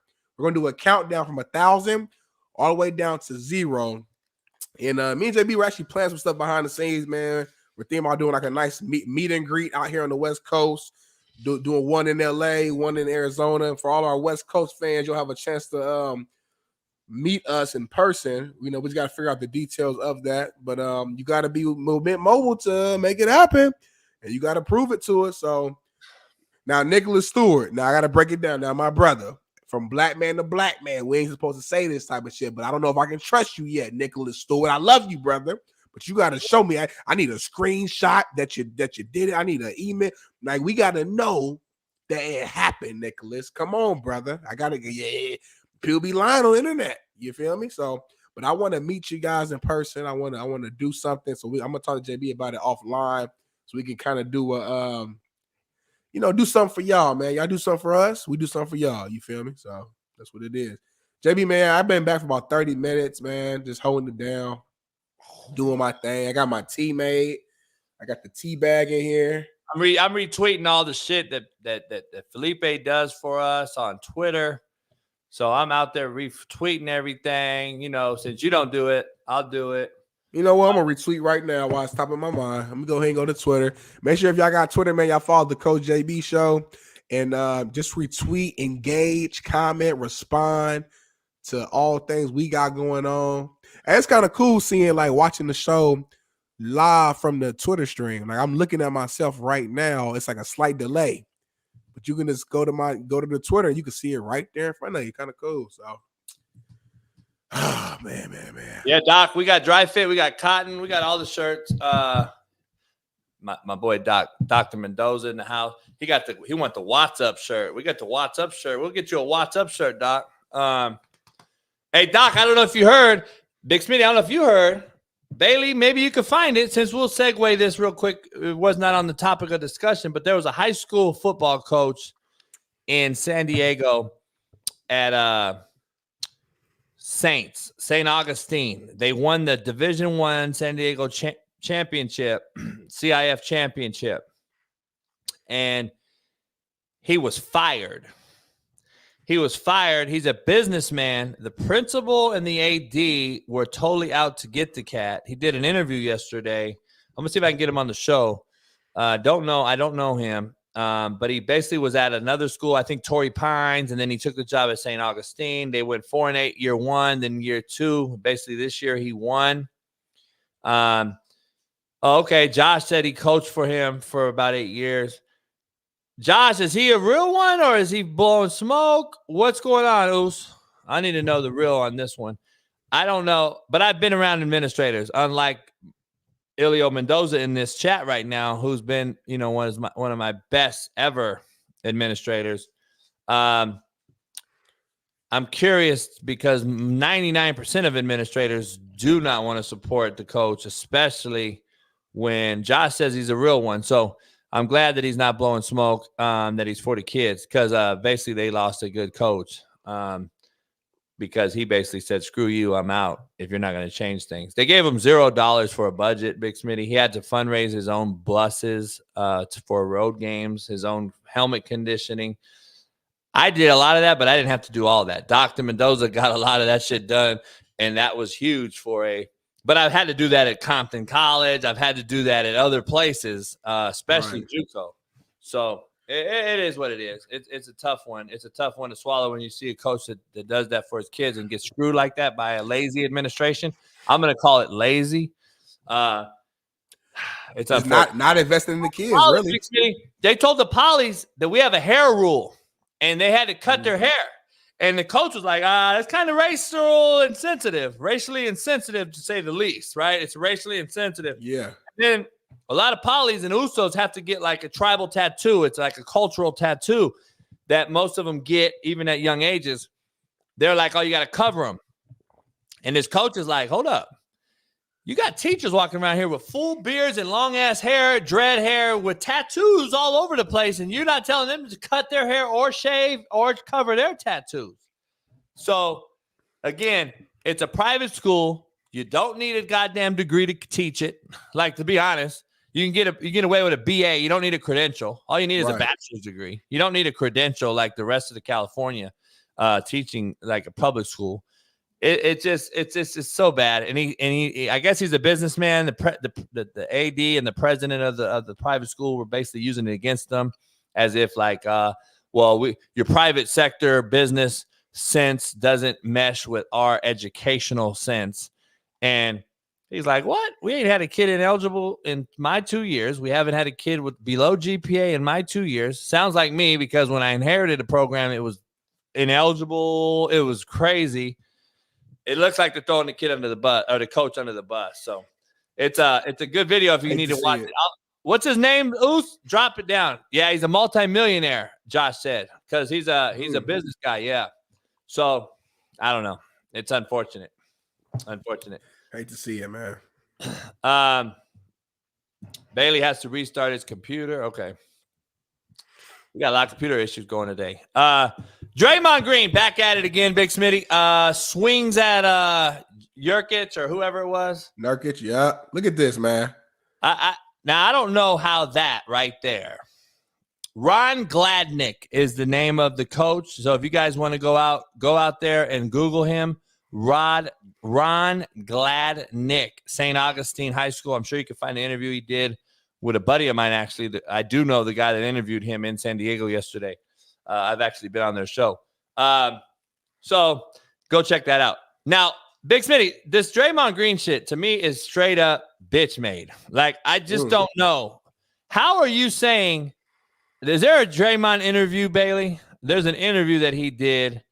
And he basically is like, I don't apologize. And I'm like, is Draymond watching our show? But he's like, I don't apologize, but I'm going to apologize to him because all I was doing was, since I don't flop, all I do is this. And there's a video of him explaining it, apparently. Listen, bro. Jay, come on, bro. Draymond, you smarter than that. You on the white person side today. I'm on the white person side today because, like, Draymond, that's not a basketball move. That's not a flail. You flail, you go up. You do this. Like, he did a full fucking he did a full 360-degree spin and made contact. You knew what you was doing, bro. You probably got frustrated, feel like you ain't got fouled or he was being too physical on you. You want the ref to call it. He didn't call it. So you did a 360 and hit him in his face. It's like, bro, I understand how important you have been to the previous version of the Golden State Warriors. And if you think you still have that same importance to the team currently, you got to be smart and make smart decisions when it comes to what you're doing on the court, bro. Like, he gets ejected like it's just the thing to do. It's one thing to play physical, to be tough, to be protective of Steph and your teammates and your players, things like that. It's a whole nother thing, man, when you're just getting ejected and causing, like, you're literally causing issues with the team, meaning that they lost last night and maybe they would have won with you. You know what I'm saying? Like, when you're one of the key factors for this team. Let me ask you something. And you're causing, like, losses. You did in the finals. You're doing it in the regular season. It's like, come on, man. Let me ask you something.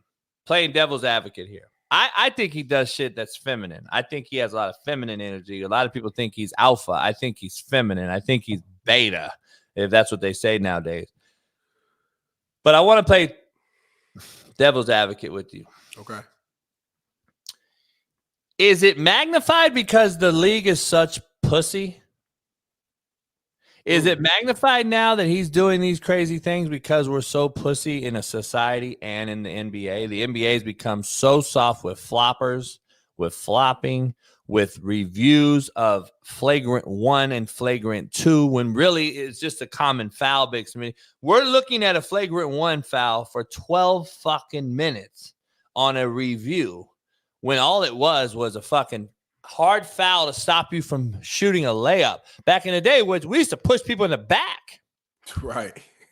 And I'm not denying D. Jones. I didn't say he didn't do what he did. I'm saying, is it magnified because of what we have become. I think a little bit because he's the only one doing it. Like back in the 80s, everybody was doing what he just did, and they were doing even worse. That's why I think it's magnified, no? Right. No, I agree with you. I do think it's magnified because he is like the only guy who consistently is doing this. Where in the 80s, every fucking game, it seemed like, you go YouTube right now, you can see all types of just hard fouls in the air, elbowing people in the back of their backs, fighting, things like that. But Jeremiah's the only guy really doing that at a consistent level right now. So it's magnified. I'm confused on why nobody has beat that man's ass.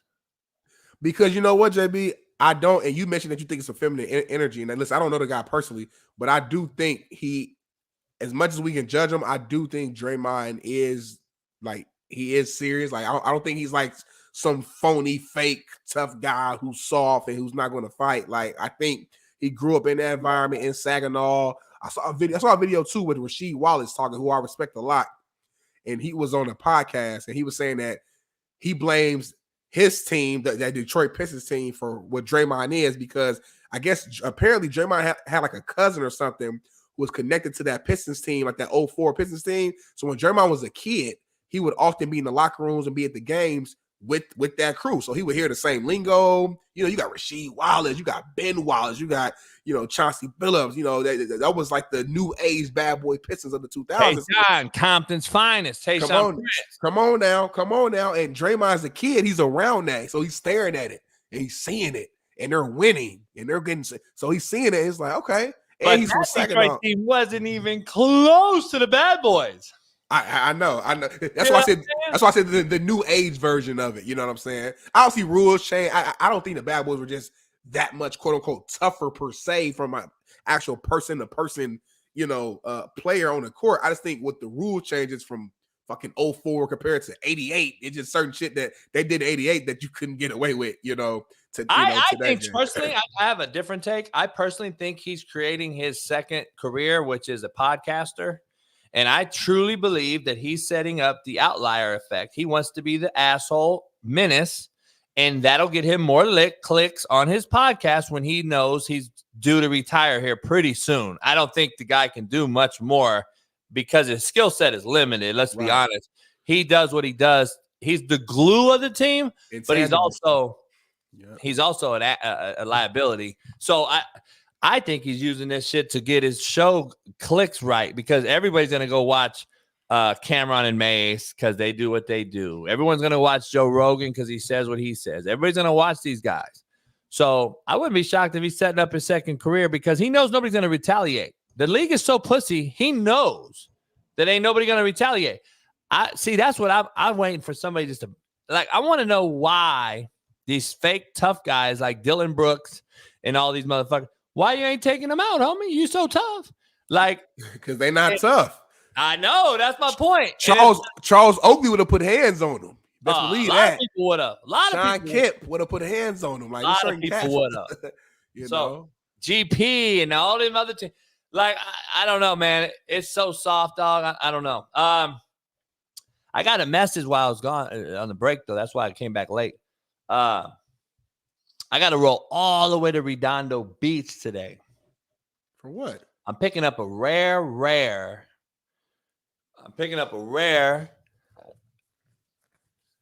I'm not a BMW guy, dog, but I got a chance to get this rare BMW 650i M series. Twin turbo. It's actually one of a kind.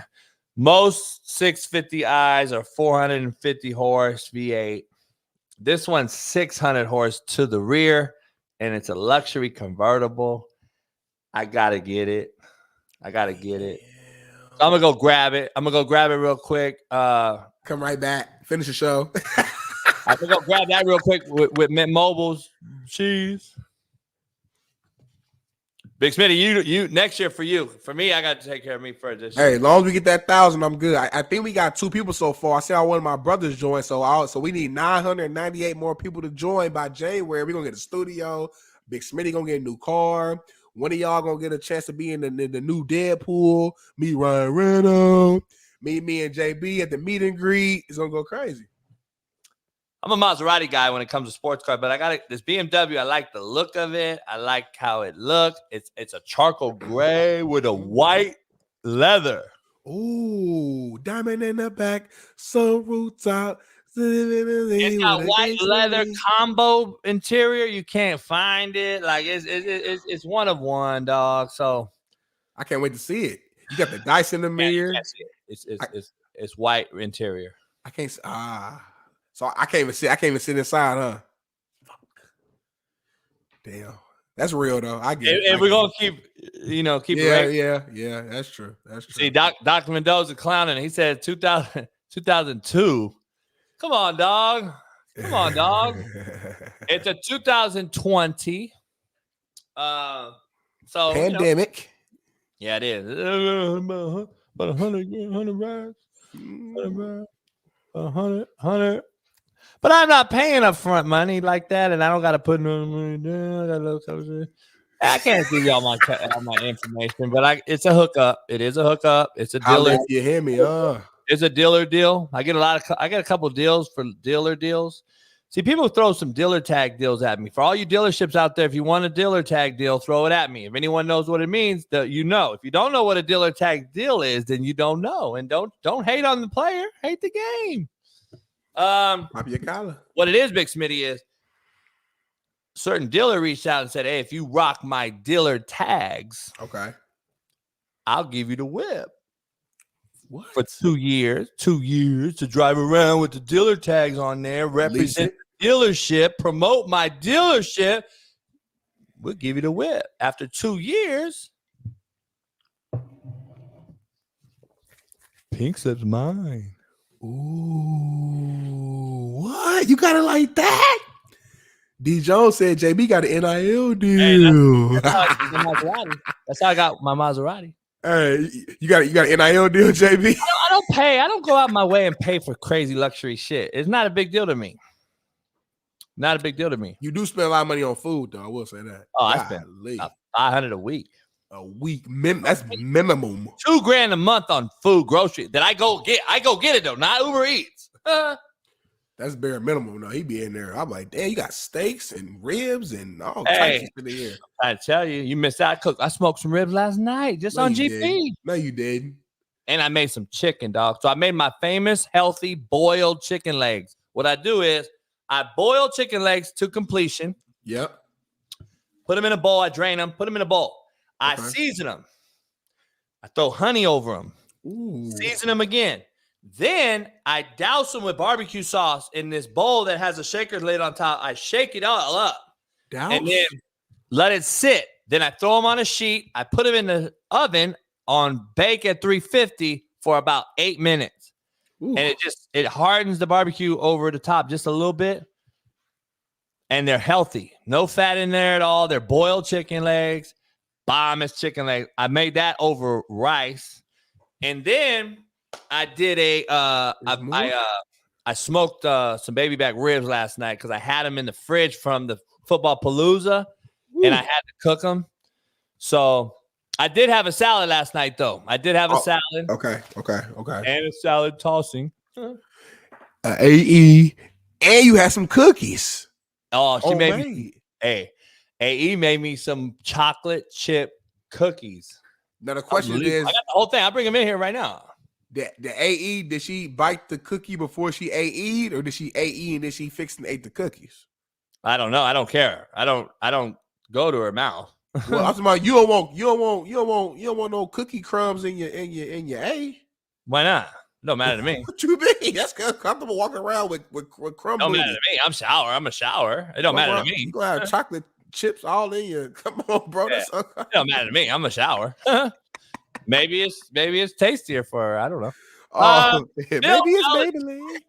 Bill Belichick comes out and says, well, they're saying he could be gone sooner than later. Robert Kraft saying the decision was made after they lost in Germany to the Colts, your Colts. Where are you at with this? Because I probably am a lot different than you.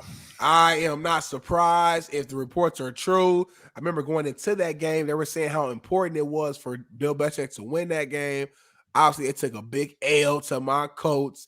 And listen, I don't wish nobody to get fired, but listen, he's a made man. He's a made man. He's good. He's Hall of Fame. He doesn't have to prove anything else. So I don't feel bad that he's about to get let go. And it's even better that my Indianapolis Colts was the final straw that broke the camel's back, man. That's what I like to see, man. Go take care of Ash. I got my Colts goggles on. I know it. I got them on. It is what it is.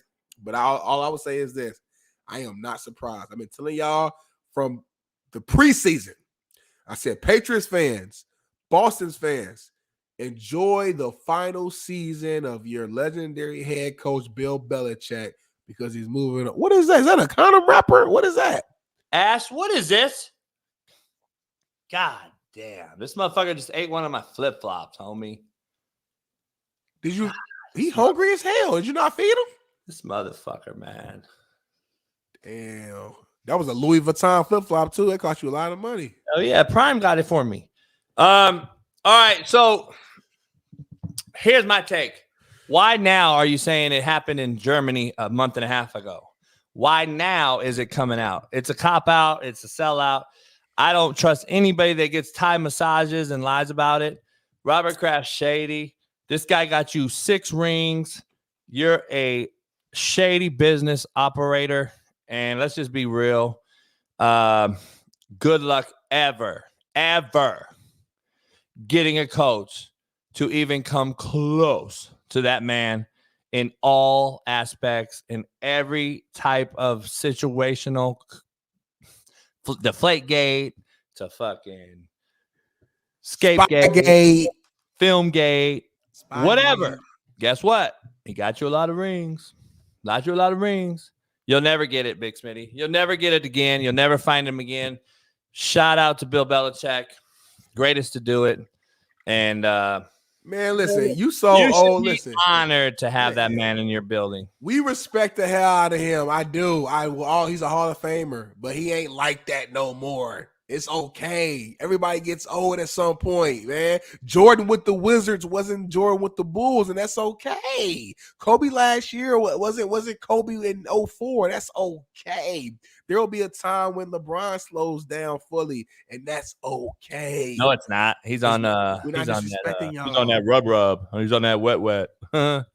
He's on that Barry Bonds. He ain't shit. LeBron ain't slowing down. LeBron gonna be 50 years old. Cat's still talking about motherfucker put $1 million in his body. He won't stand for the national anthem. He look good.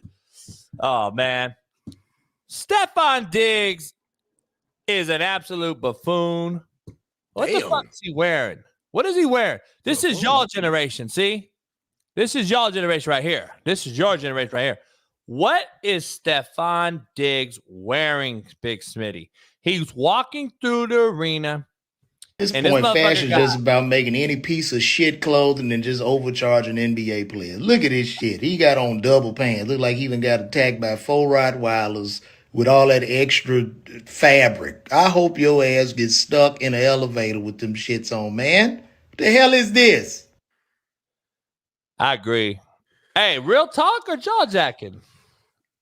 I mean, listen, real talk. That's not my swag. You know, that's not how I'm about to dress, but that's how a lot of these cats is dressing. I see Westbrook. He dresses kind of unique. So my question to you, is it just for clicks or is it their real drip?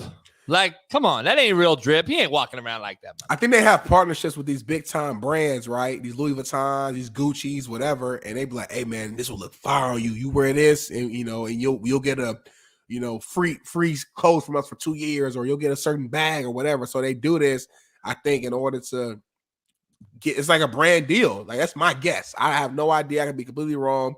Maybe this is what he likes to do, but I think it's like a brand deal where it just helps them out. You know what I'm saying? From a business standpoint. They all doing it though. Ain't no way he going to CVS like that. You know what I mean? He ain't going to does it. Harden does it. Cam Newton, RG3, all these motherfuckers do it, dog. Now, Cam Newton actually dressed the way he dressed. Like, Cam Newton actually wears the hats and shit like that. I don't get the motherfucker. You don't get a pass from me because you. No, I'm not getting a pass. I'm just saying, at least with him, I think it's like 100% real. Other guys, I'm not for sure if it is or not. You know what I'm saying? It could be. I'm just not for sure. It's just feminine men, dog. It's, again, why the women are so fucking inferior and superior, because we got feminine motherfucker like this. Anyway, but that's all. I hear what you're saying. But I do want to say this, man. As much as you want to put that on our generation, your generation has some motherfucking cross-dressing motherfuckers that y'all thought was so gangster and tough during your generation, and y'all gave him a pass.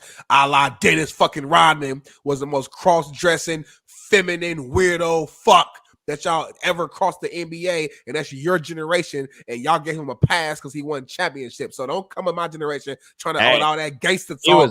Like your generation would do the masculine same thing. though. He did that shit for money. Yeah, this is so masculine, y'all. He was smashing Carmen Electra, this is Madonna. so masculine. This is so he masculine. was smashing bitches. He had dime pieces at his time. Fucking all of them, though. Stop playing with me. He was fucking dime pieces. Who's Diggs fucking?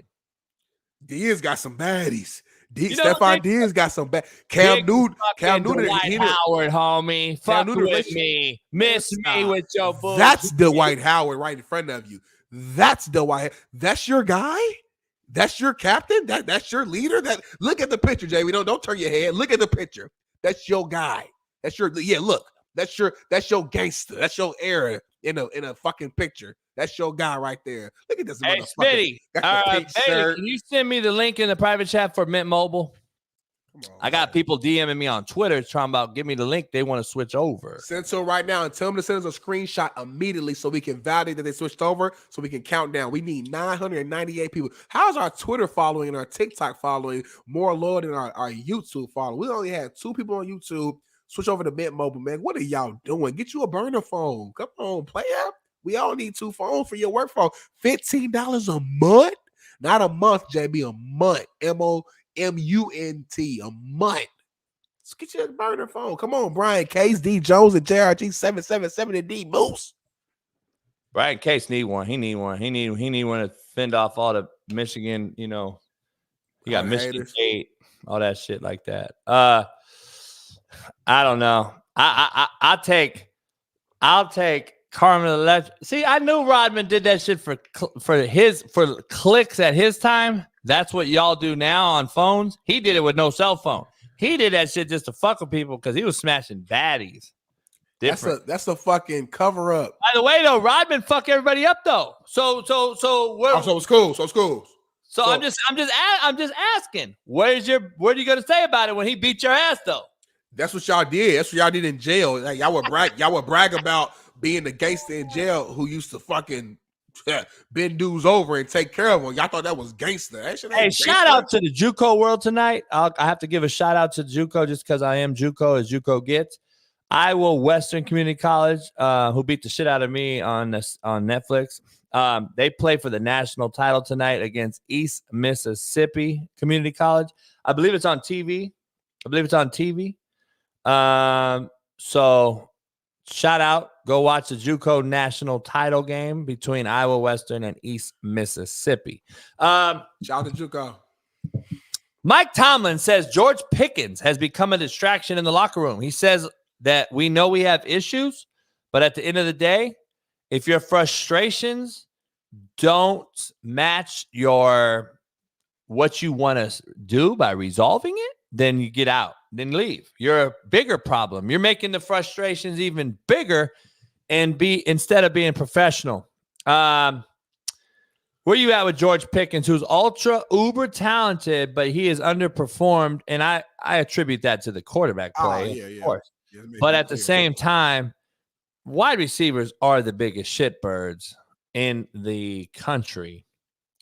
And I just got to be honest, they are the biggest shitbirds, and they're very big prima donnas, and they're really crybabies. And if they don't get the ball, win or lose, the wideout, in my opinion, followed by the DB, you can lose a game. If he has 15 catches for 300 yards, he is the happiest camper on planet Earth. That is the difference between an O-lineman that has 9 pancakes in a game and loses, who's the most disappointed motherfucker on planet Earth. There is a huge difference between that skill position group and the rest of the football. As a D lineman, as an O-lineman, wideouts can be satisfied by personal statistics, and I can't stand that part of it. That's why I hated them motherfuckers. That's why I recruited 1,000 of them, because I knew I was cutting one every day. So having said that, Uber talented, we get it. But you got two shitbirds in Deontay Johnson and fucking Pickens. You have a problem, Tomlin, and you've managed AB before. You've had the ultimate shitbird in AB, and you kept him quiet for a long time. The ultimate warrior. you kept him quiet, Tomlin. I give him more credit for that than I do anything else. But now you got two of them, and it's just becoming harder and harder in this day and age because of cell phone coverage, because of cancel culture, because you can't really say nothing to these motherfuckers because they're going to go on Twitter. George Pickens is liking tweets from other people putting down his quarterback, and everyone's like, damn, dog, you're that big of a shitbird where you're knocking your own quarterback? Small hands. What's his name? Pickett. Kenny Pickett. You're knocking him because they had you see the tweet? They had this motherfucker like on the ground fucked up, and then George Pickens retweeted it. Cold-blooded. Yeah, man. I just what think you got with this? I mean, receivers are divas, man. It's just, you gotta be smart. Just not good optics. Being on sideline. And I gotta see the videos or pictures, but I'm sure he's probably pouting and throwing his arms, sitting by himself, complaining. And like you said, like, I'm a solution-based guy. Whatever the problem is, okay, cool. We can't change the problem immediately. What are the steps to making it better or possibly solving it? If you're not adding to the solution, you're adding to the problem. And that is a huge problem if you're a head coach in Mike Tomlin. So I love his transparency. Mike Tomlin just tell it like it is. I've always loved that. I think that's why a lot of cats respect him. And yeah, man, listen, it's okay to be frustrated. We don't like losing. You definitely don't like losing when you're also not being utilized and involved in the offense. I mean, let's be real. If you was a receiver on that team, or if I was a receiver on that team, I'd be pretty damn frustrated too. Because like at the end of the day, I come here to play football, and I'm a wide receiver. I'm open. I'm running good routes. I'm here, and I'm not getting touches. I'm getting two touches a game. My yards are pathetic. It's like, yeah, you're gonna be frustrated. Like, as much as we say it's about the team, it is. But I want to get mine too. You know what I'm saying? So it's like, man, it's the whole season. It's 2 back-to-back seasons where it's like, man, I ain't really had a chance to do my thing because our quarterback sucks. All our quarterbacks suck, and I'm gonna be frustrated. But it's about how you showcase that, how you approach it. You know what I'm saying? Talk to Tomlin privately. Talk to your teammates privately. Don't showcase it so much on the sideline when the cameras are on you constantly. And I know it's easier said than done. Sometimes you just pissed off. It's been times, JB, I'm sure, where you just been pissed off and you ain't care about on camera. You ain't care about what the situation was. You just pissed off and you snapping at a player, you snapping at a referee, or you snapping. That's just how you feel. So as much as I want to call him like a diva and all that, which I do think all receivers have that diva in them, I am understanding that, like, I mean, bro, I play a dependent position. A D lineman or O lineman, we gonna get ours regardless. But he plays a dependent position. Without a quarterback, you can't do shit. Yeah. Next on the docket, the Vikings bench Dobbs.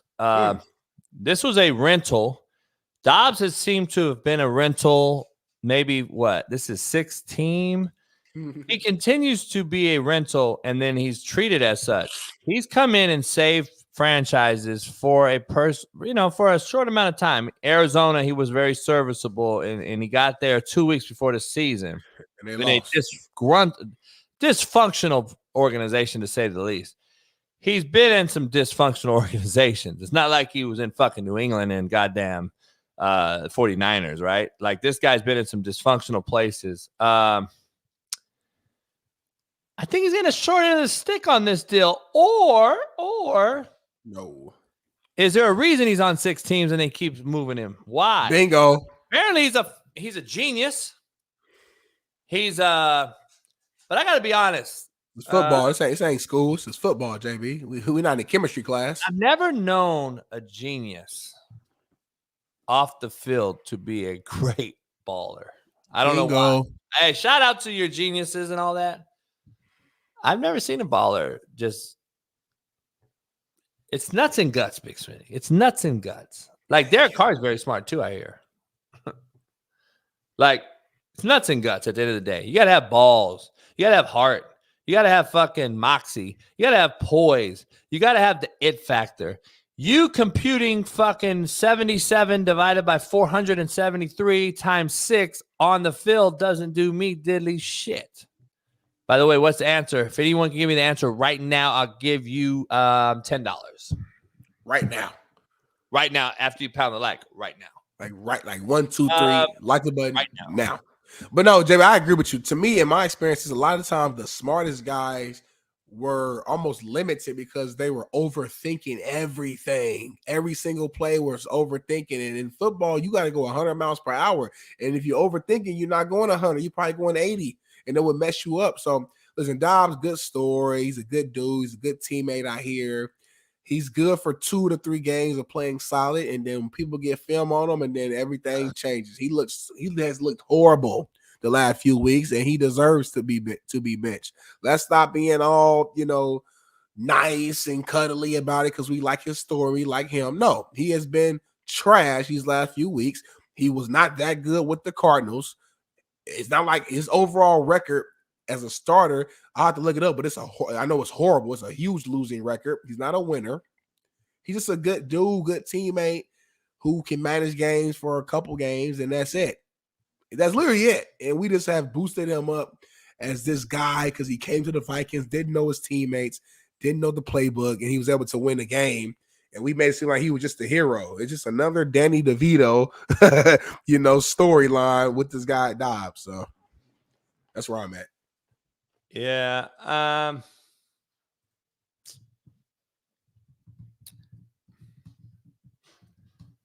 I'm just my damn neck hurt. My shoulder was starting to get better. I'm trying to figure out when Dobbs became so bad, though, because he threw those 4 picks in that game and he kind of went in the shitter. 2 of those picks were dropped. And I'm like, 2 of those picks were drop balls right in the chest of a receiver. I'm trying to figure out why that put him in such a shitter with Kevin and the head coach and all that. I'm trying to figure out why that happened overnight, because it seems like he just hit the shitter overnight. Something seems wrong here, because what he did without knowing the system at all, you would think deserved the right to learn the playbook even deeper and get better through, basically osmosis, learning the system on the run. He just won you 2 games and got you back in the playoff on Big Smitty. Justin Jefferson's been hurt the entire time he's been there. And Dobbs got his ass hurt again. And with that fucking decision he made. I got a teammate on the let me be quiet. But you ain't played with the guy ever. Listen, he got the guy hurt again. All I'm going to say is this, man. Dobbs learned more of the playbook and got worse. A lot of times you play better sometimes when you sometimes freeze. Too much is too little. So sometimes when you get so much overwhelming on how the protection, and this is the side adjust, and then this is the check. Sometimes coaches over fucking do it. Sometimes if I had Dobbs, I would have just kept him at the same shit. Hey, dog, keep balling. Here it is. This is a hitch. This is a hitch smash combo. This is what he was telling me in the huddle, in the earphone in the first 2 weeks. Just tell him that shit for the rest of the year. Fuck it. Why am I going to teach you all this shit? Because now it's boggling this smart motherfucker down. Now this smart motherfucker now has to overthink everything, and now it's becoming an issue. So I'm just saying. JB, you know what? Here's my theory. He's not that fucking good. It's the reason 6 teams has passed them on him. Like, either every coach in the league is just dumb as hell, don't know football, don't know quarterback, or Josh Dobbs just ain't that damn good. And we like him as a person, so we're leaning on that. Come on, man. Hey, I'm glad you're saying it. Make Big Smitty racist, reverse racist. Big Smitty is reverse racism. He's talking about, you know why? Because see, this is how racist this show is. See, Big Smitty's knocking this brother because he's smart and he not like hood, banged out, swag. That's why Big Smitty's hating on this one. He treating this brother as a white boy. That is why this show is most racist. Yeah, you already know. Y'all know I rob for my brothers and my sisters. Florida AG investigating college football playoffs over Florida State's exclusion from the college playoff. How far you think this goes? Is it valid? Do you like it? Is it over with? Drama? Where are we at? It's just a storyline. It's not going to go nowhere. They're not going to figure nothing out in the next couple of weeks. The game will already be played. The Michigan will already be the national champions. It's a waste of time. Listen, you didn't get picked, y'all. It is what it is. There's no rules to where you guys have to get picked. There's a literal bylaw that says if your quarterback or your player, a key player gets hurt, that plays a factor into our decisions.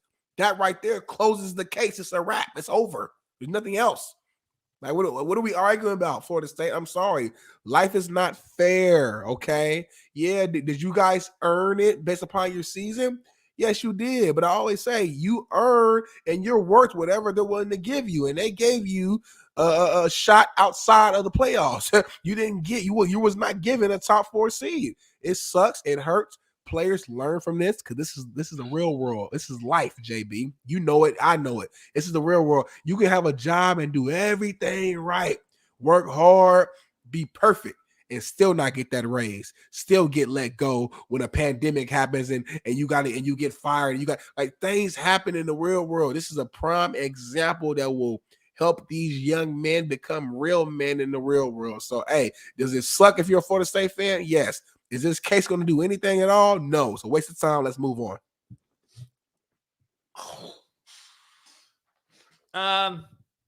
Yeah, I agree. I mean, it is what it is. It's just, again, we're in this bitch-fied ass pussy world. Everything is a fucking cry for victim mentality. That's the world we live in.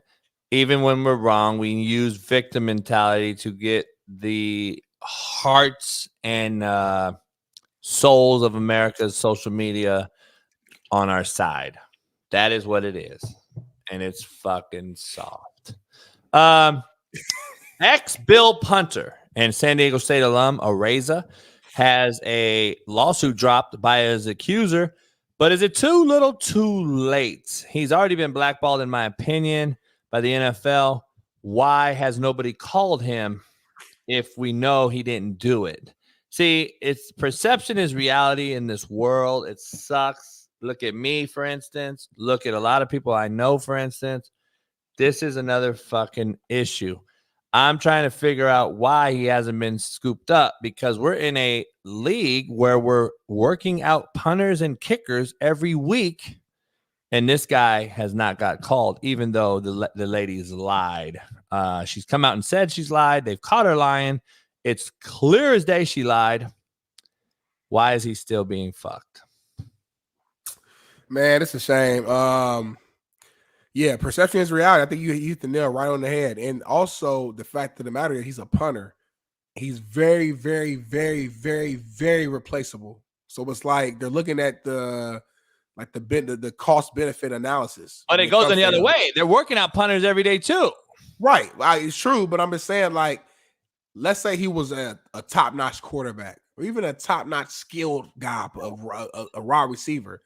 I think he would be more likely given a second chance at coming to the league versus being a punter, because we don't really value punters to the same level or extent. Chance, but he didn't do nothing. See, I know. It's fucked up. It's foul. Problem. Yeah, no, it's a problem. I agree with you. I'm not even arguing with you. It's a problem. It's like once your name has been drugged through the mud, you gonna always be dirty. That t-shirt gonna always be dirty. You can wash it 1,000 times, take it to the cleaner, but that shirt ain't gonna never be the same. You ever bought a fresh white tee? Back in the days, I used to get like 5 t-shirts for $20, different colors. When you put it on that first day, it's amazing. After that first day, it never looks that same way again. The collar is all stretched out. The shit is all dingy. And that's how it is in the league right now. Like a guy that's up for the MVP, like Kareem Hunt, like a lot of guys out here that have been caught on camera actually raising back and socking a female. They're in the league. This guy's done nothing but go to a dorm room party and get lied on. I've been in this situation. I've had to defend players who I knew didn't do anything. And this cat is now blackballed. And it's crazy. We're making excuses as why he's not being picked up because of the position he plays, when in fact, really, he was signed for millions of dollars on the Buffalo Bills already. So that's the problem I have, dog. And it's unfortunate and it's shitty. But moving on, the Lakers played Dallas last night after winning the in-season tournament, and I thought they would no-show. They proved me a little wrong. They showed up, LeBron, AD. They had numbers. They had big numbers. They lost by 2.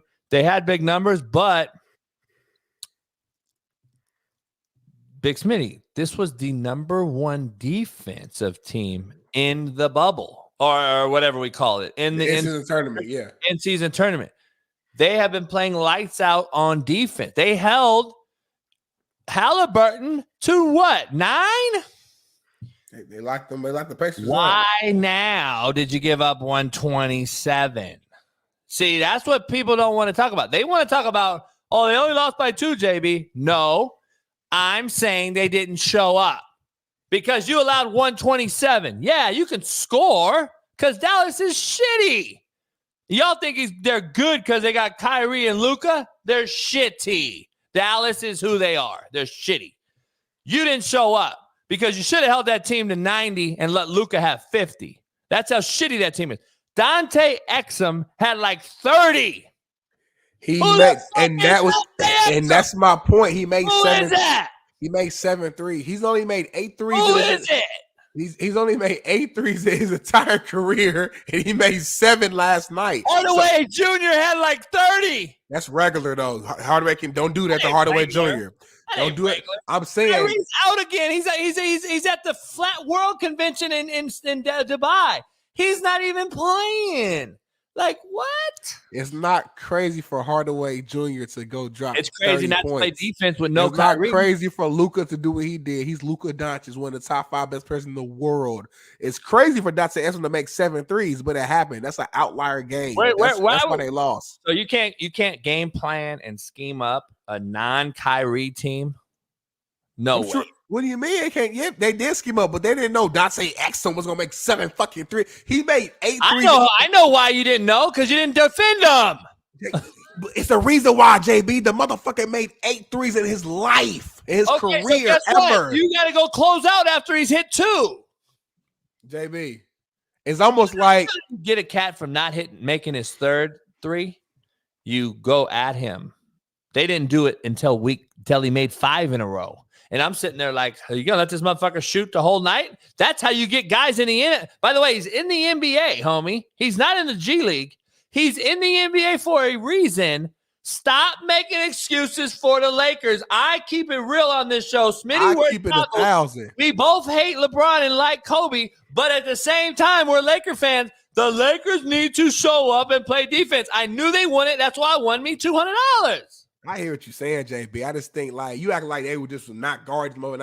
No, Luka Doncic draws the defense in because of his greatness, and he creates open shots for players like Dante Exum. It's easier said than done. You can't just stay on him the whole time when Luka Doncic is driving to the fucking paint because you're gonna make it too easy for him. That's what it is, man. Listen, Dante made 7 threes and they won by 2 points. I like the Lakers. You know what I'm saying? Like I like the Lakers in that matchup. These guys played 10 times. Lakers gonna win 8 of them.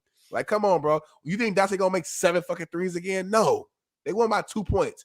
AD played very well. Could have finished off stronger. LeBron played well. Fucking Reeves played well. Yeah, I agree. The defense got to tighten up, but at the same time, sometimes guys are just hot. The Mavs are hot, and that's what it was. That whistle scared the hell out of me. I ain't gonna lie. That scared the hell out of me. That came out of nowhere. I like that addition right there. I like that addition. That's a new whistle. That means we got a super chat. Hey, Coach, do you think Josh Heupel should have set Joe Milton after the Florida loss and started working on the future with Nico? Nico's a kid I coached and trained since he was a little kid. His daddy was my tight end in JUCO at Compton College. Shout out to my main man. I'm just trying to figure out. I'm not a big Heupel guy, and I'm not a big Joe Milton guy. I think that they've paid Nico some millions of dollars. They're going to have to play him eventually. We know that, but I don't think Nico was ready either to play Alabama and Georgia and fucking all those guys either. So I think he's doing the right thing. You got to play the guy you have. You got to get the guy you have NFL film as well, don't you? Yeah. So it'd be a disservice to just shit on him and go to Nico this season when you have all spring ball with the kid.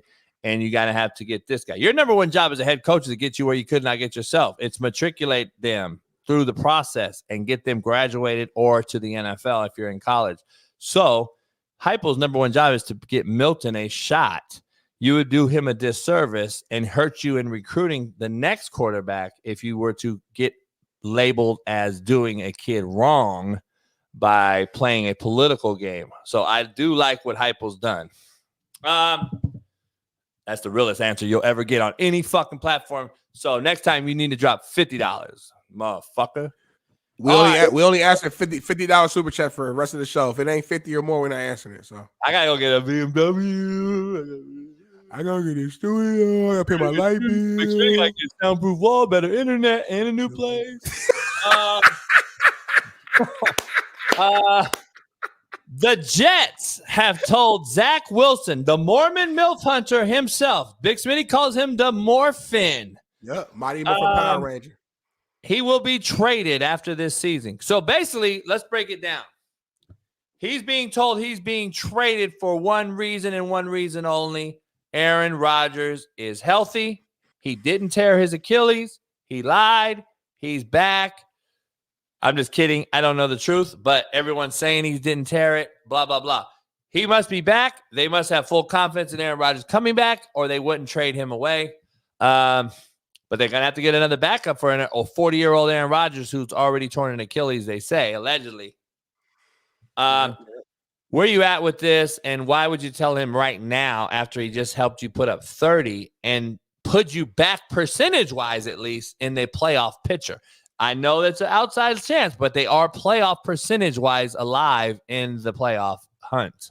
It looks like allegedly it was like mutual discussion, and I think it's beneficial for both sides. I don't mind like having that conversation right now, just so it's towards the end of the season, a couple weeks left, and it just kind of helps prepare that guy. I'd rather know than to be shocked.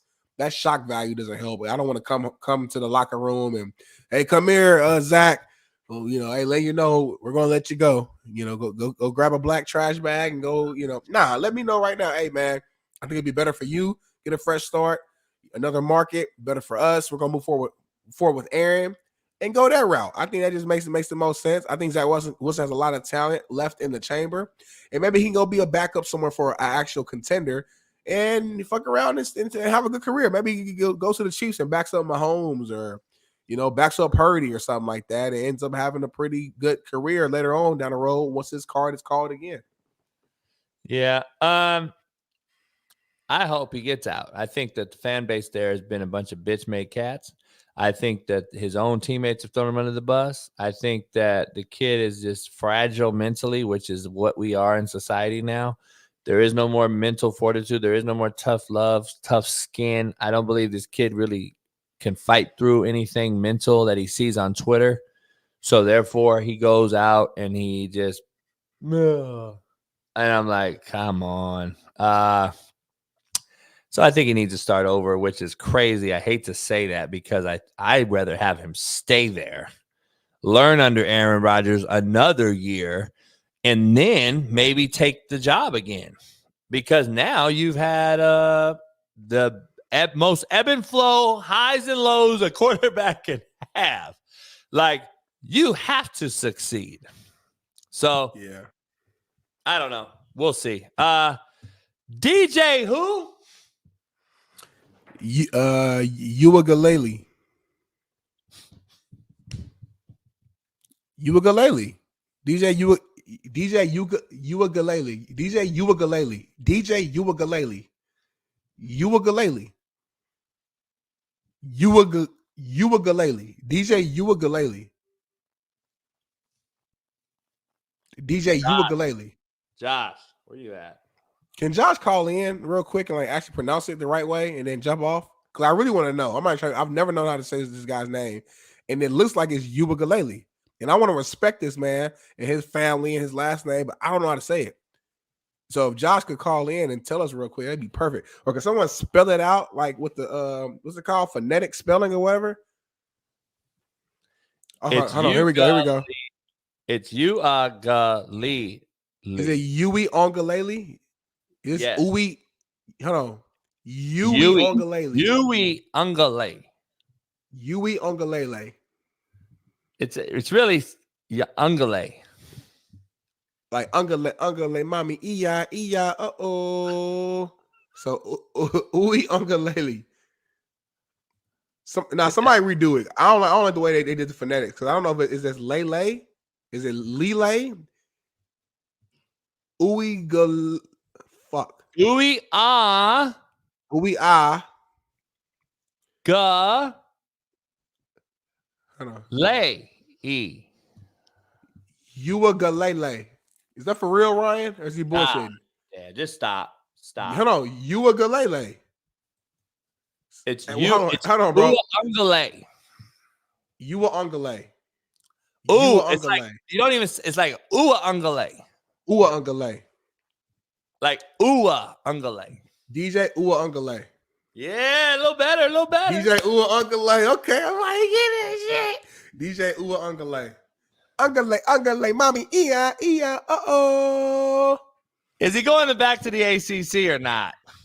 He out, man. Hey, this is the transfer world we live in, man. They love leaving. These motherfuckers love leaving. They ain't gonna never marry nobody. They ain't gonna never get no relationship.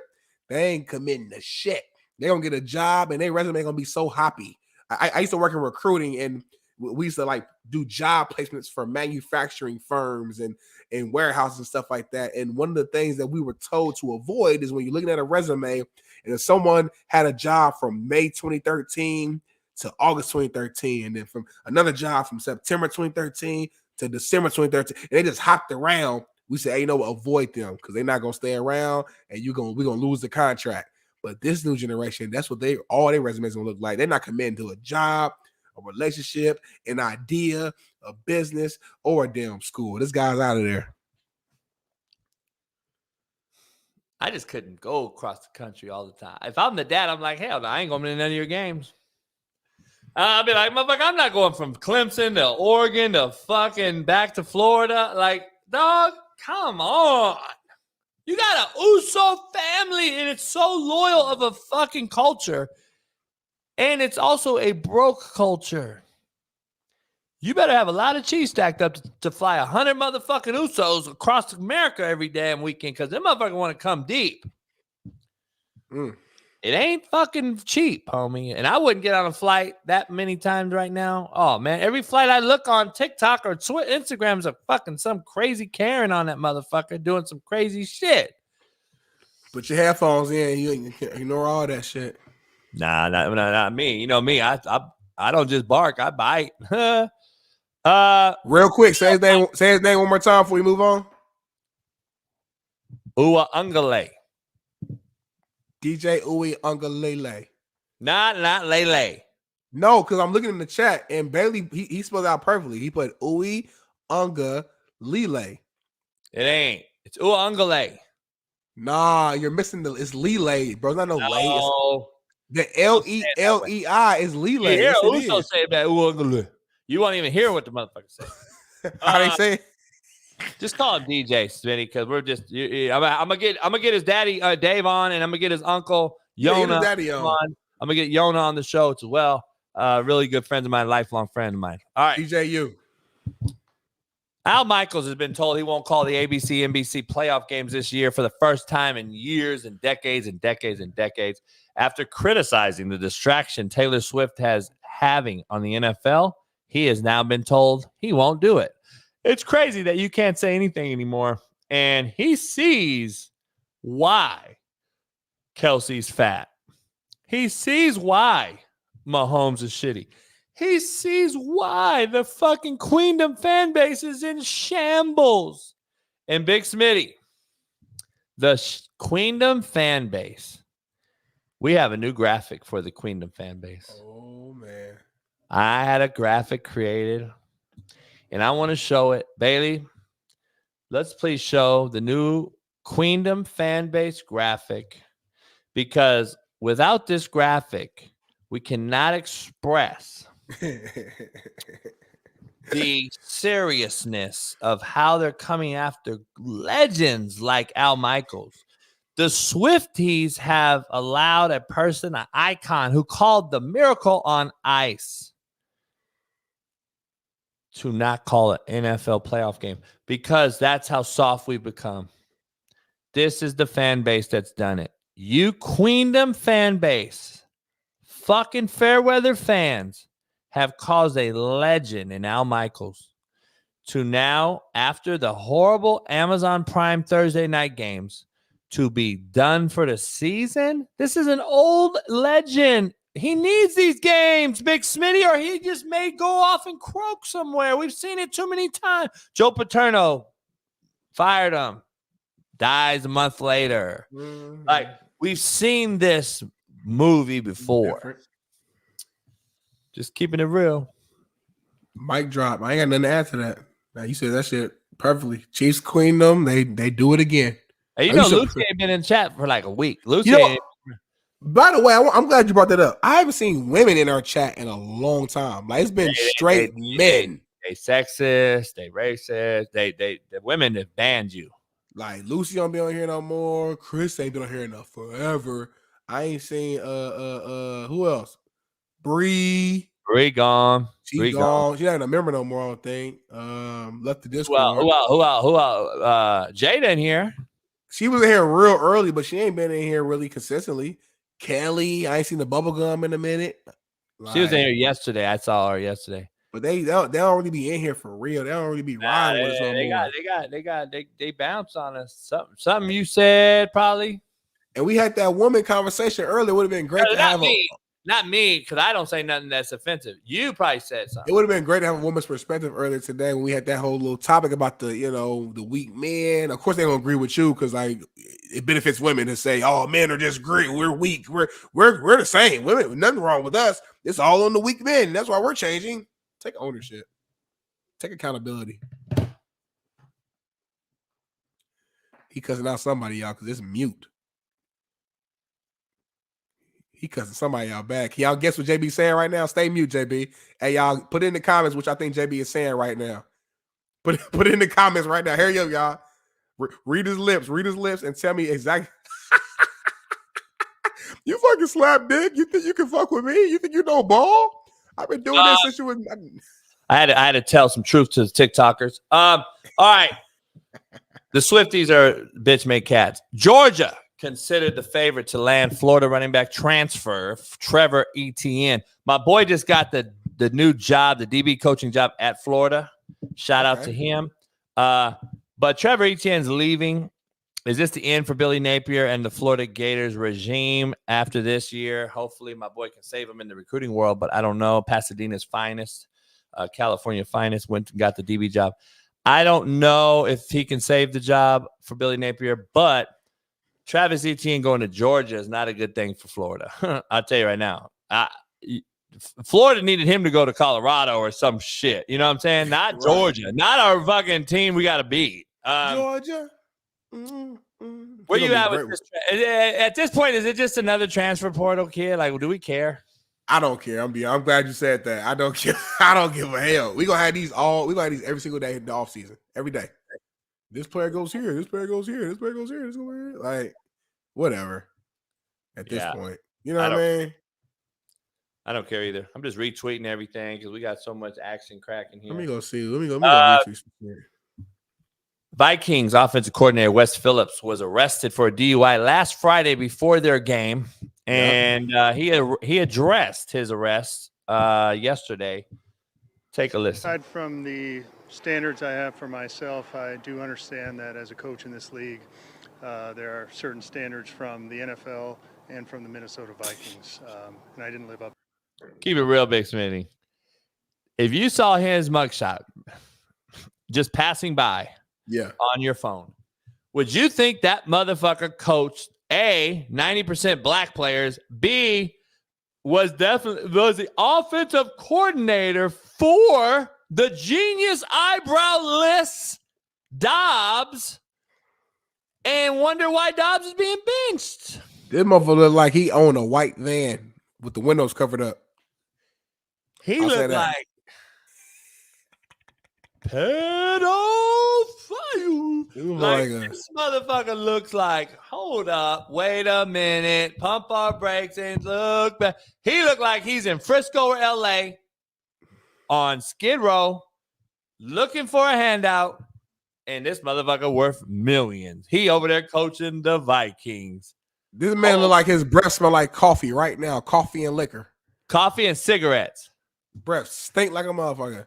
He's so like he's DUI is not all he's done wrong. Yeah, he done. That motherfucker, DUI is not his worst offense. I'm gonna tell you right now. This cat. He done killed the brother before, I think. But I can't get a job, Big Smitty. It's fucking crazy. Let's just keep listening to those standards.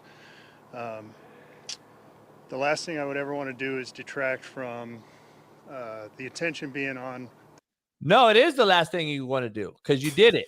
The first thing you want to do. I'm so over the fact that cats get excused or get a pass, or because they apologize, they get a pass. This is who this motherfucker is. Yeah. Why do we keep giving dudes passes for words they say? We aren't what we say. We're what we do. Right. We are what we do, not what we say we do. This motherfucker is now going to come out and say all the shit he's going to do. You're a liar. This is who you are. These guys continue to get passes. But the guy who stands on his hill and continue to say, fuck apologizing, this is who I am, homie. And like it or not like it, this is what you get. I'm canceled. This guy who, do you fucking, if I'm the head coach, do you think I'm letting this motherfucker coach my black quarterback? You're out of your fucking mind. But guess what? I don't know shit. The great things that these guys do on the field. And so that was unfortunate for me. I do believe in being accountable and learning from your mistakes, accepting whatever discipline may come down the road, and growing from it and going forward with a positive attitude. You about to cry? Fuck this It sounds like you're just right on the edge, though. To learn from the mistake, but learn from it and grow. In what ways do you think you learn from it and grow? You 60 fucking years old, homie. Dude. You ain't old as this motherfucker. How much more can you learn? How much more can you learn? It's over. Excuse making ass shit, homie. I'm so fucking tired of these excuses, and the people that accept his excuses, Big Smitty, are the problem. You're the problem. Of course he's gonna apologize. He's trying to save his job. You're the problem for accepting that motherfucker's apology. The announcer, if I was the guy in the crowd, Big Smitty, you and I need to start going to these. If we can get a pass. Excuse me. Why are you apologizing? This is who you are. You're a liar. You're fucking 60. You've already learned everything you can learn, and you know you're doing this because this is who you are. I would respect you more if you said that. Now get the fuck off the stage. That is what I would say. But remember who you are. Remember. He looks like he's so fucking shermed up. I think if I looked at his fingertips and his gums, I could tell you right now, I bet you that motherfucker's a sherm stick smoking motherfucker. He's probably so wet. He smells like fucking menthol and fucking sherm. You know, sherm's a horrible smell, dog. That motherfucker's decrepit smell. That is what he is. I'm telling you right now, I'm a good judge of character. I don't miss too much on this shit. This motherfucker is the OC for the Vikings. Why? This motherfucker gets high and hunts deer and hallucinates. Dog, I got this dude, Frank the Tank, on TikTok. All he asked me for 3 days straight is, how do you feel about College of the Desert? If I haven't answered you in 3 days, why the fuck are you still asking the question? I don't know what that even is. College of the Desert's a JUCO out here. Man, fuck that OC in the Vikings. LeBron completely ignores the national anthem. We already dove into this. We got about 15 minutes. I'm like over the whole thing too, because I'm like over the politics of it.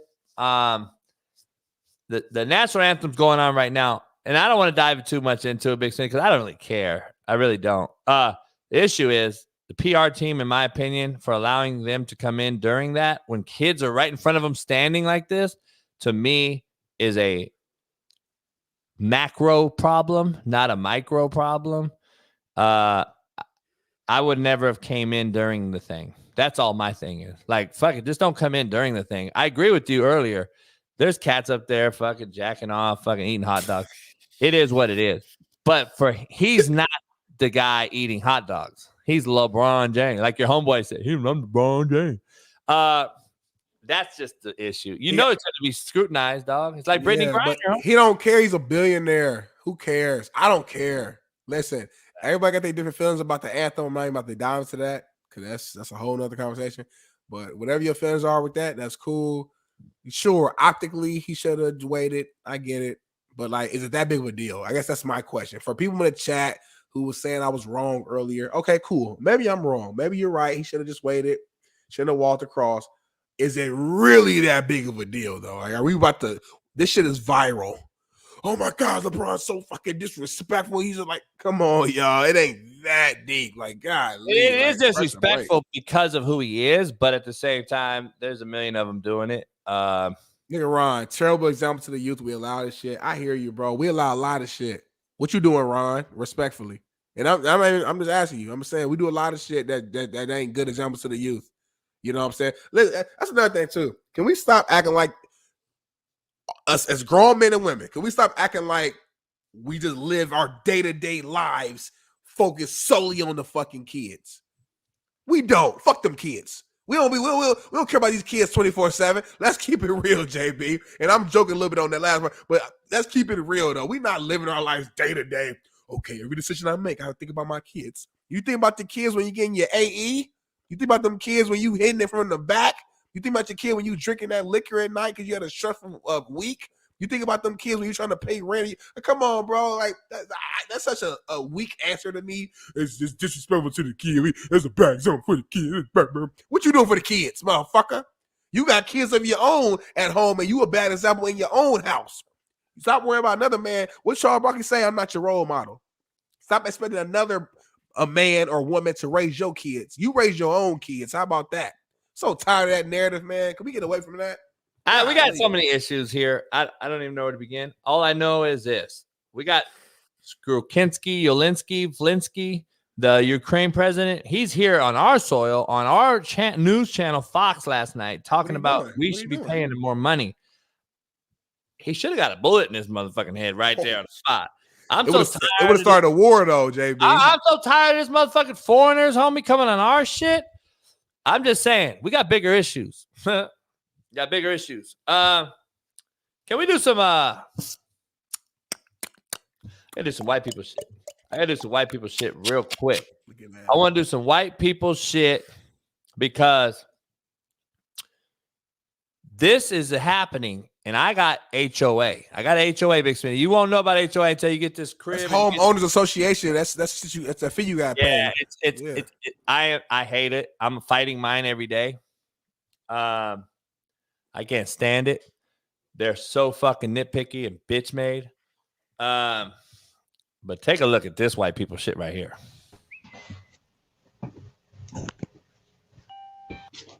So Amazon's delivering packages, right? UPS, Amazon. It's snowing wherever they are. It's probably like in Indianapolis. So this guy. Hey, bro. So I'm part of the HOA, the homeowners association. I keep track of the neighborhood, making sure people are doing the things they need to do. Yada, yada, yada. Hold on. Why does motherfucker... Why he standing? Why he leaning in so close to the... Look how he's standing, JB. I think the camera's right there. Yeah, that's how it just looked funny. I'm sorry. Keep going. You have like a ton of packages on your porch, right? HOA code says you're not supposed to have this many packages on your porch. You can order as much as you want, but you can't keep them on your front porch like you are. They've been here all day. I've been watching this literally from my house down the street, 2 doors down, left side, blue house, all day. All day. They've been right here. I don't want to look at them. They're ugly. Just bring them in the house. I don't get it. They've literally been here all day. I don't get it how you have so much money. You just order stuff nonstop.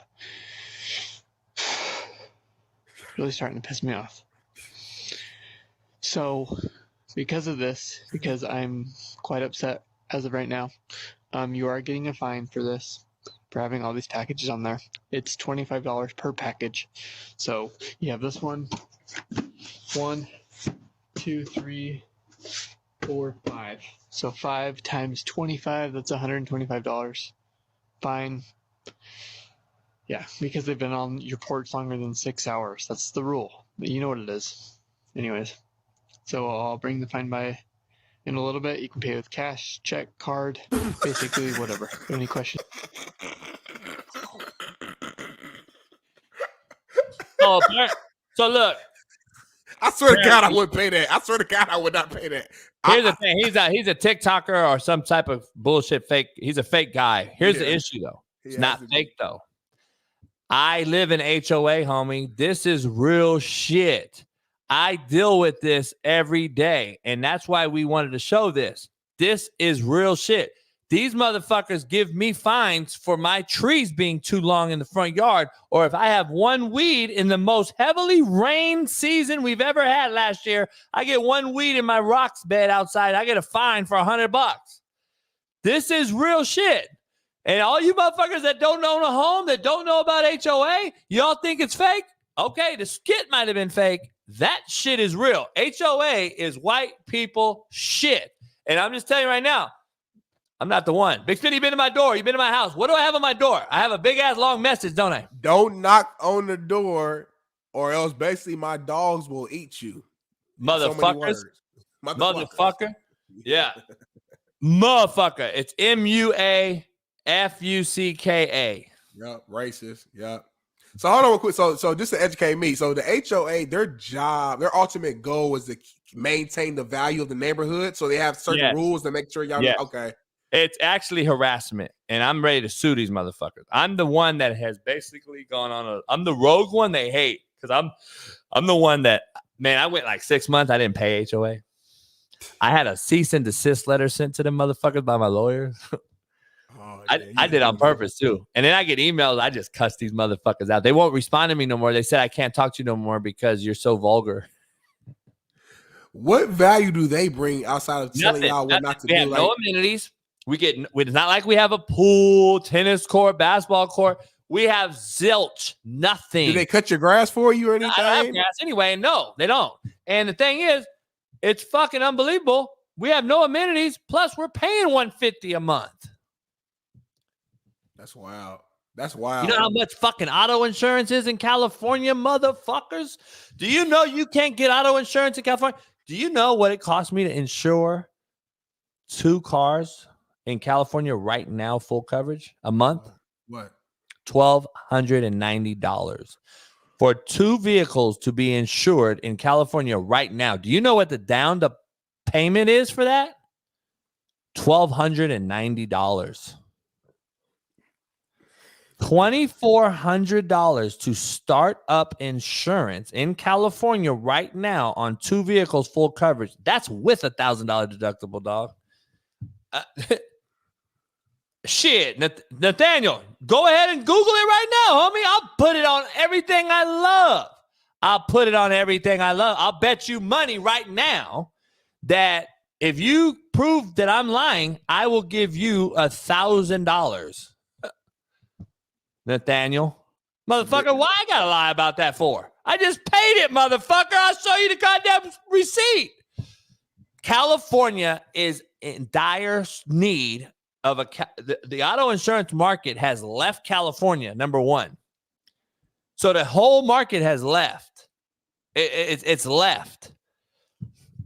I got Marcus Roddy, got Cadillac, got BMW, and D. Jones. G-Wagon. Little hating this shit, D. Jones. To live and die in L.A., homie, that's what it is. You got to ante up.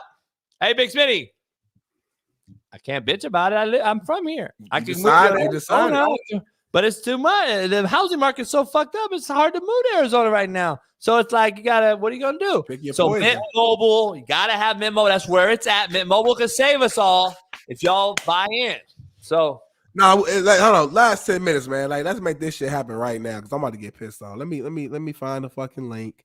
I think I put it in there wrong, man. Hey, right now. I want 10 people to hit this link right now. We got 10 minutes left. I need 10 people to hit this link right now. A cat a minute. Come on now, and put it and send us a screenshot to the email so we know you did it for real.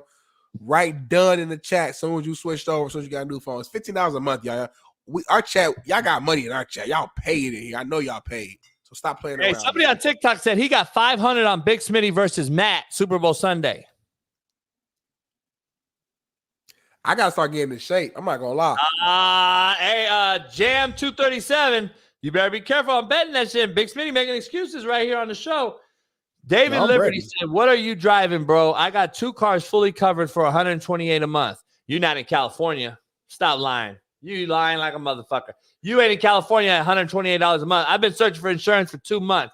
Don't tell me you're in California paying $128 a month. Give me your insurance then, motherfucker. You lying through your teeth. He just want me to respond to the motherfucker. He probably got that Spirit insurance. You know what I mean? He probably found some like. I never heard of Spirit insurance, but I got some white people shit right here. This could never happen to a brother, in my opinion. Take a look. Hey, man, you can just leave the package there at the door. Excuse me? Just leave the package there. I'll be home in a sec. Thanks. I'm not a delivery guy. I'm here to see Sarah. Who are you? Well, who are you? I'm Sarah's husband. What? Hold on. Bro, I'm not going to do anything to you. I'm not worried about you doing anything to me. What are you trying to do here? Just wait there. I'm literally walking up the stairs right now. All right. Not going to do anything. Just want to know what's going on. So you're seeing Sarah? Yeah, but dude, I didn't know you guys were married, bro. Man, how long have you guys been married? 6 years. Oh my god. Not anymore. She literally told me you were a brother. Because there's pictures of you in there, like on the wall, the black and white pictures, right? Yeah. She said that you were a brother. He been in the house smashing, homie. He been in the house.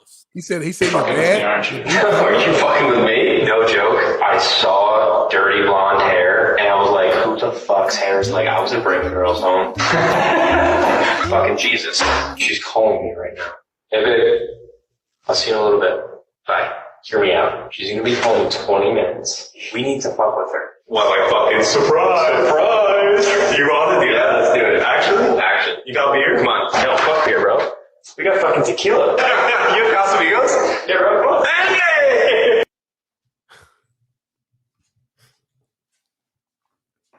By the way, that's real. That's fucking crazy. It's not fake, Connor. That one right there is real. So these dudes are best friends now. Let's fuck with her. You got beer? Fuck beer. We got tequila. You know what? I wish that actually would happen more in the black community and the white community against the fucking cheater by both the women's side and the men's side. Whoever the cheater is, I think the two, because this is the thing. There's more senseless murders over a female or a male that are the ones doing the wrong thing than there is in just straight up actual acts of crime out there in America. We're killing each other over a broad or a man because that broad or man cheated and lied and didn't tell the other. Two dudes walk in like that and nobody knew that you were married. There's an issue, homie. That's not your problem. That's not the dude's fault. Here, I've been told, I've asked, hey, man, you married? You got a man? What's up? Yeah, I do. Oh, for real? Well, I'm cool then. That's me. Then you got the person that says, what's up? You married? You got a man? Yeah, I do. Well, what's happening? Like, I want to hit. I still want to hit. It ain't my homeboy. Fuck it, right? That is where you get murked, shot up, or whatever, right? But when you walk up on the motherfucker and you don't know because I was never told or I was told no when I asked, you got a man? Nope. And then I go to your house one night and your man is there or your husband, not my fault. Right. And the two men and women should be able to work that out, but we don't no more. We're quick to pull a pistol. We're quick to scrap. We're quick to whatever it is, right? See, and I'm also Jaron Gentry. Big Smitty, I don't know if I'm a true believer in homies over hoes. Because that shit has been proven to be a farce, a lie, a fallacy. Anything educationally that you need to learn, I can spit it to you because I'm very educational. Here's the issue. Like Zion. Here's the issue. Homies will fuck you over quicker than a hoe. Don't get it twisted. And don't get it twisted and separate the difference between your homie, your partner, and your acquaintance. Because if you don't know there's a difference between a homie, a partner, and an acquaintance, you are already in the hole. So I know I'm here spitting realness to y'all. I'm in church preaching, but you guys got to catch what I'm spitting. You got to catch what I'm spitting. Put on your mask if you don't want to get COVID. But that's what I'm saying. Catch what you're spitting. I'm just saying. Homies before hoes is kind of an old thing, dog. It's an old thing. Well, there's no more loyalty no more. These motherfuckers will fuck your best friend's wife, all day. And then act like they don't even see it. You saw that shit the other day on that Let's Play Two Truths and a Fucking Lie or whatever. Remember that shit? That bitch acting like she was your best homegirl sleeping on your bed next to you and you found out she's fucking your man. Come on, man. So what do the hoes say? Hoes before men? Hoes before bros. Like, no, you better not say that shit because I'll fuck around and fuck your man.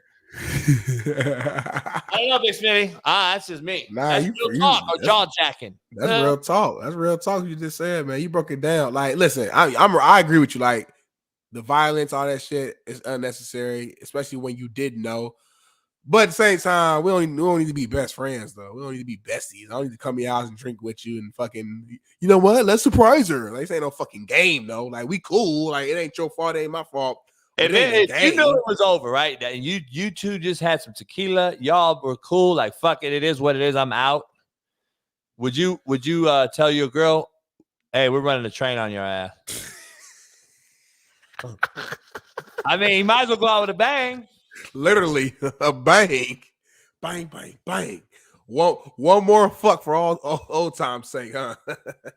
Hey. I ain't with the train stuff. That's your generation, though. That's your generation. Y'all love that generation. I've never really been like, I like it the other way. Like, I've had females. I want female. I don't want to see your dick. I don't want to see that. Ain't you have one dude over there. There's no way I'm just gonna fuck some that's. I can't even stay like this. Nah, there's no way. Homie over there, and I'm over me here. And my homeboy, me and my best friend in the world, we had a girl like.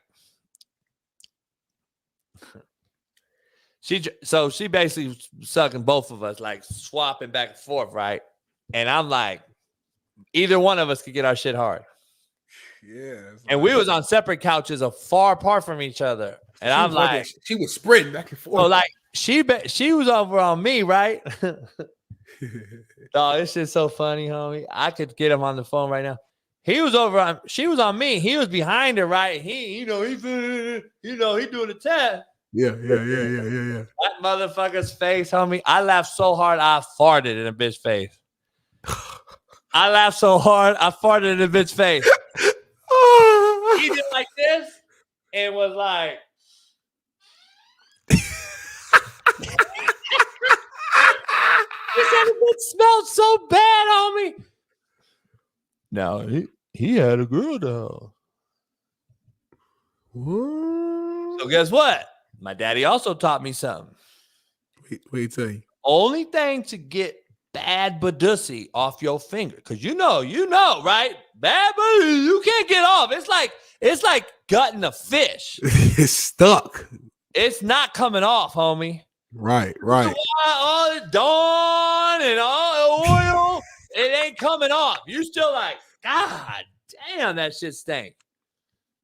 There is a way to get it off. And my wise daddy taught me not only the fingertip, 151 Bacardi. Whoa. Burn that shit off. It'll burn it off. It'll burn your dick, but if you got it on your dick, you got to rub it on it. You 151 Bacardi on your hands too. 151 on the dick, and then you can go back home to your girl. Clean, brand new. clean the cellar. At least it's not, let me smell your shit. Because a sister will say, let me smell your shit if you've gone too long. Right. Drop your pants. Let me smell your neck. Let me smell your shit. Why it smell like 151? I spilled some liquor on me. We was at the homie house. You spilled some liquor on my fucking pants. Peroxide don't do shit, Danny. You ain't had no pussy, Danny. And Eric Young, vinegar make it worse. You ain't had no pussy either. Stop lying. See, now you motherfuckers act like I ain't been around. You motherfuckers are lying. Vinegar don't do nothing. Vinegar's worse. That's gonna make it smell worse. Badusify. It's gonna make it badusify, homie. You're gonna take badussy, balls, dick, and pussy, and you're gonna mix it with vinegar. You're gonna badusify it. That's a new word. Come on, homie. You're gonna have badusification all over the set place. Hell yeah, hell nah. We got to end it with a bang. Hell yeah, hell nah. You ready for this? Yeah. TikTok's probably going crazy. I haven't even got to look over there. Hell yeah, hell nah. Micah Parsons is better than Myles Garrett. Hell yeah, hell nah. Hell no. Answer that quick. I stand on it. Myles Garrett is different. He's a true blue defensive lineman. Ryan, we get a studio. I thought that was Matt Rule in the motherfucker. That motherfucker was like, he look like a dirty Aquaman. I thought that Matt Rule just got the #1 player and shit. Congrats, Matt. Hey, by the way, do you know the player that he flipped from Georgia, the quarterback we discussed yesterday that Matt Rule in Nebraska got to commit? Yeah. Do you know he went to 4 high schools and has committed to 4 colleges already? That's 8 schools. 8 schools. Do you think I would offer that motherfucker? JB, hell yeah, hell no. Nah. JB would offer that kid or try to flip him. I'm going to go off on a limb and say hell no. That's my guess. Fuck no. I tell that motherfucker to stay at Georgia, stay at wherever, because you ain't going to last there anyway. See, that's the thing. People don't really want to. They're scared. They're scared to say, good luck. You know what they want? The kid wants you to recruit them. That's what it is. All right. Hell yeah, hell nah. Adidas has taken over Nike. Hell no. Hold on. Let me rephrase it. Adidas shoes have taken over for Nike shoes. Hell no. I think hell yeah. On what? Hell yeah. Adidas fits better. What you standing on? Adidas is starting to swag out. Adidas is starting to get more exposure. Adidas been around a long time. People don't realize. Hell yeah. I think Adidas is taking Nike over. Quiet as kept. Man, look at the chat. Hell no. Stop it. Hell no. Hell no. Hell no. Hell no. JB not tapped in. Come on, bro. Hell no. Maybe for the old heads. My Adidas looking ass. Like, no. Nike is still popping, bro. Nike's still the king. You know what? I was a Nike guy forever. Nike shoes are horrific now. They don't fit. They're shitty. They're stiff. They're tight. They're narrow. They don't fit a big-footed motherfucker. Y'all know. Yeah, they don't fit. If Nike were to make a condom, I could not fit it. I'd have to wear Adidas.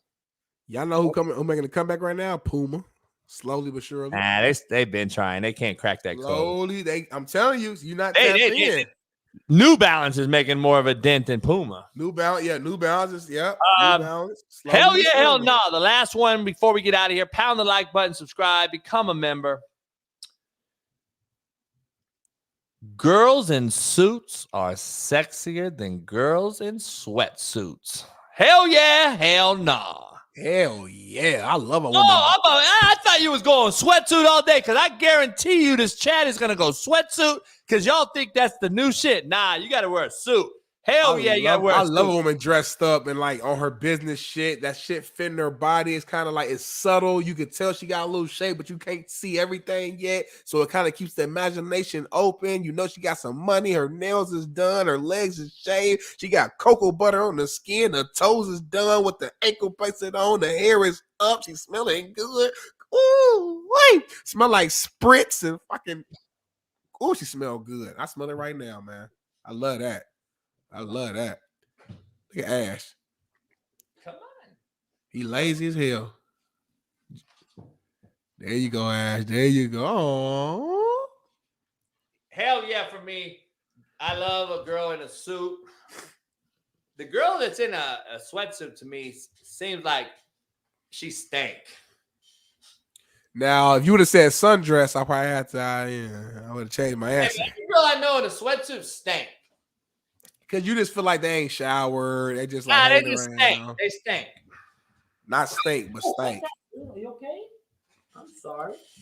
Hey, y'all, pound that like button, man. Subscribe, man. Switch over to Mint Mobile, man. Hey, we need 997 more people. We're gonna switch Beauty. over. I don't give a fuck. Go over there then, motherfucker. Shit. We don't give a fuck, motherfucker.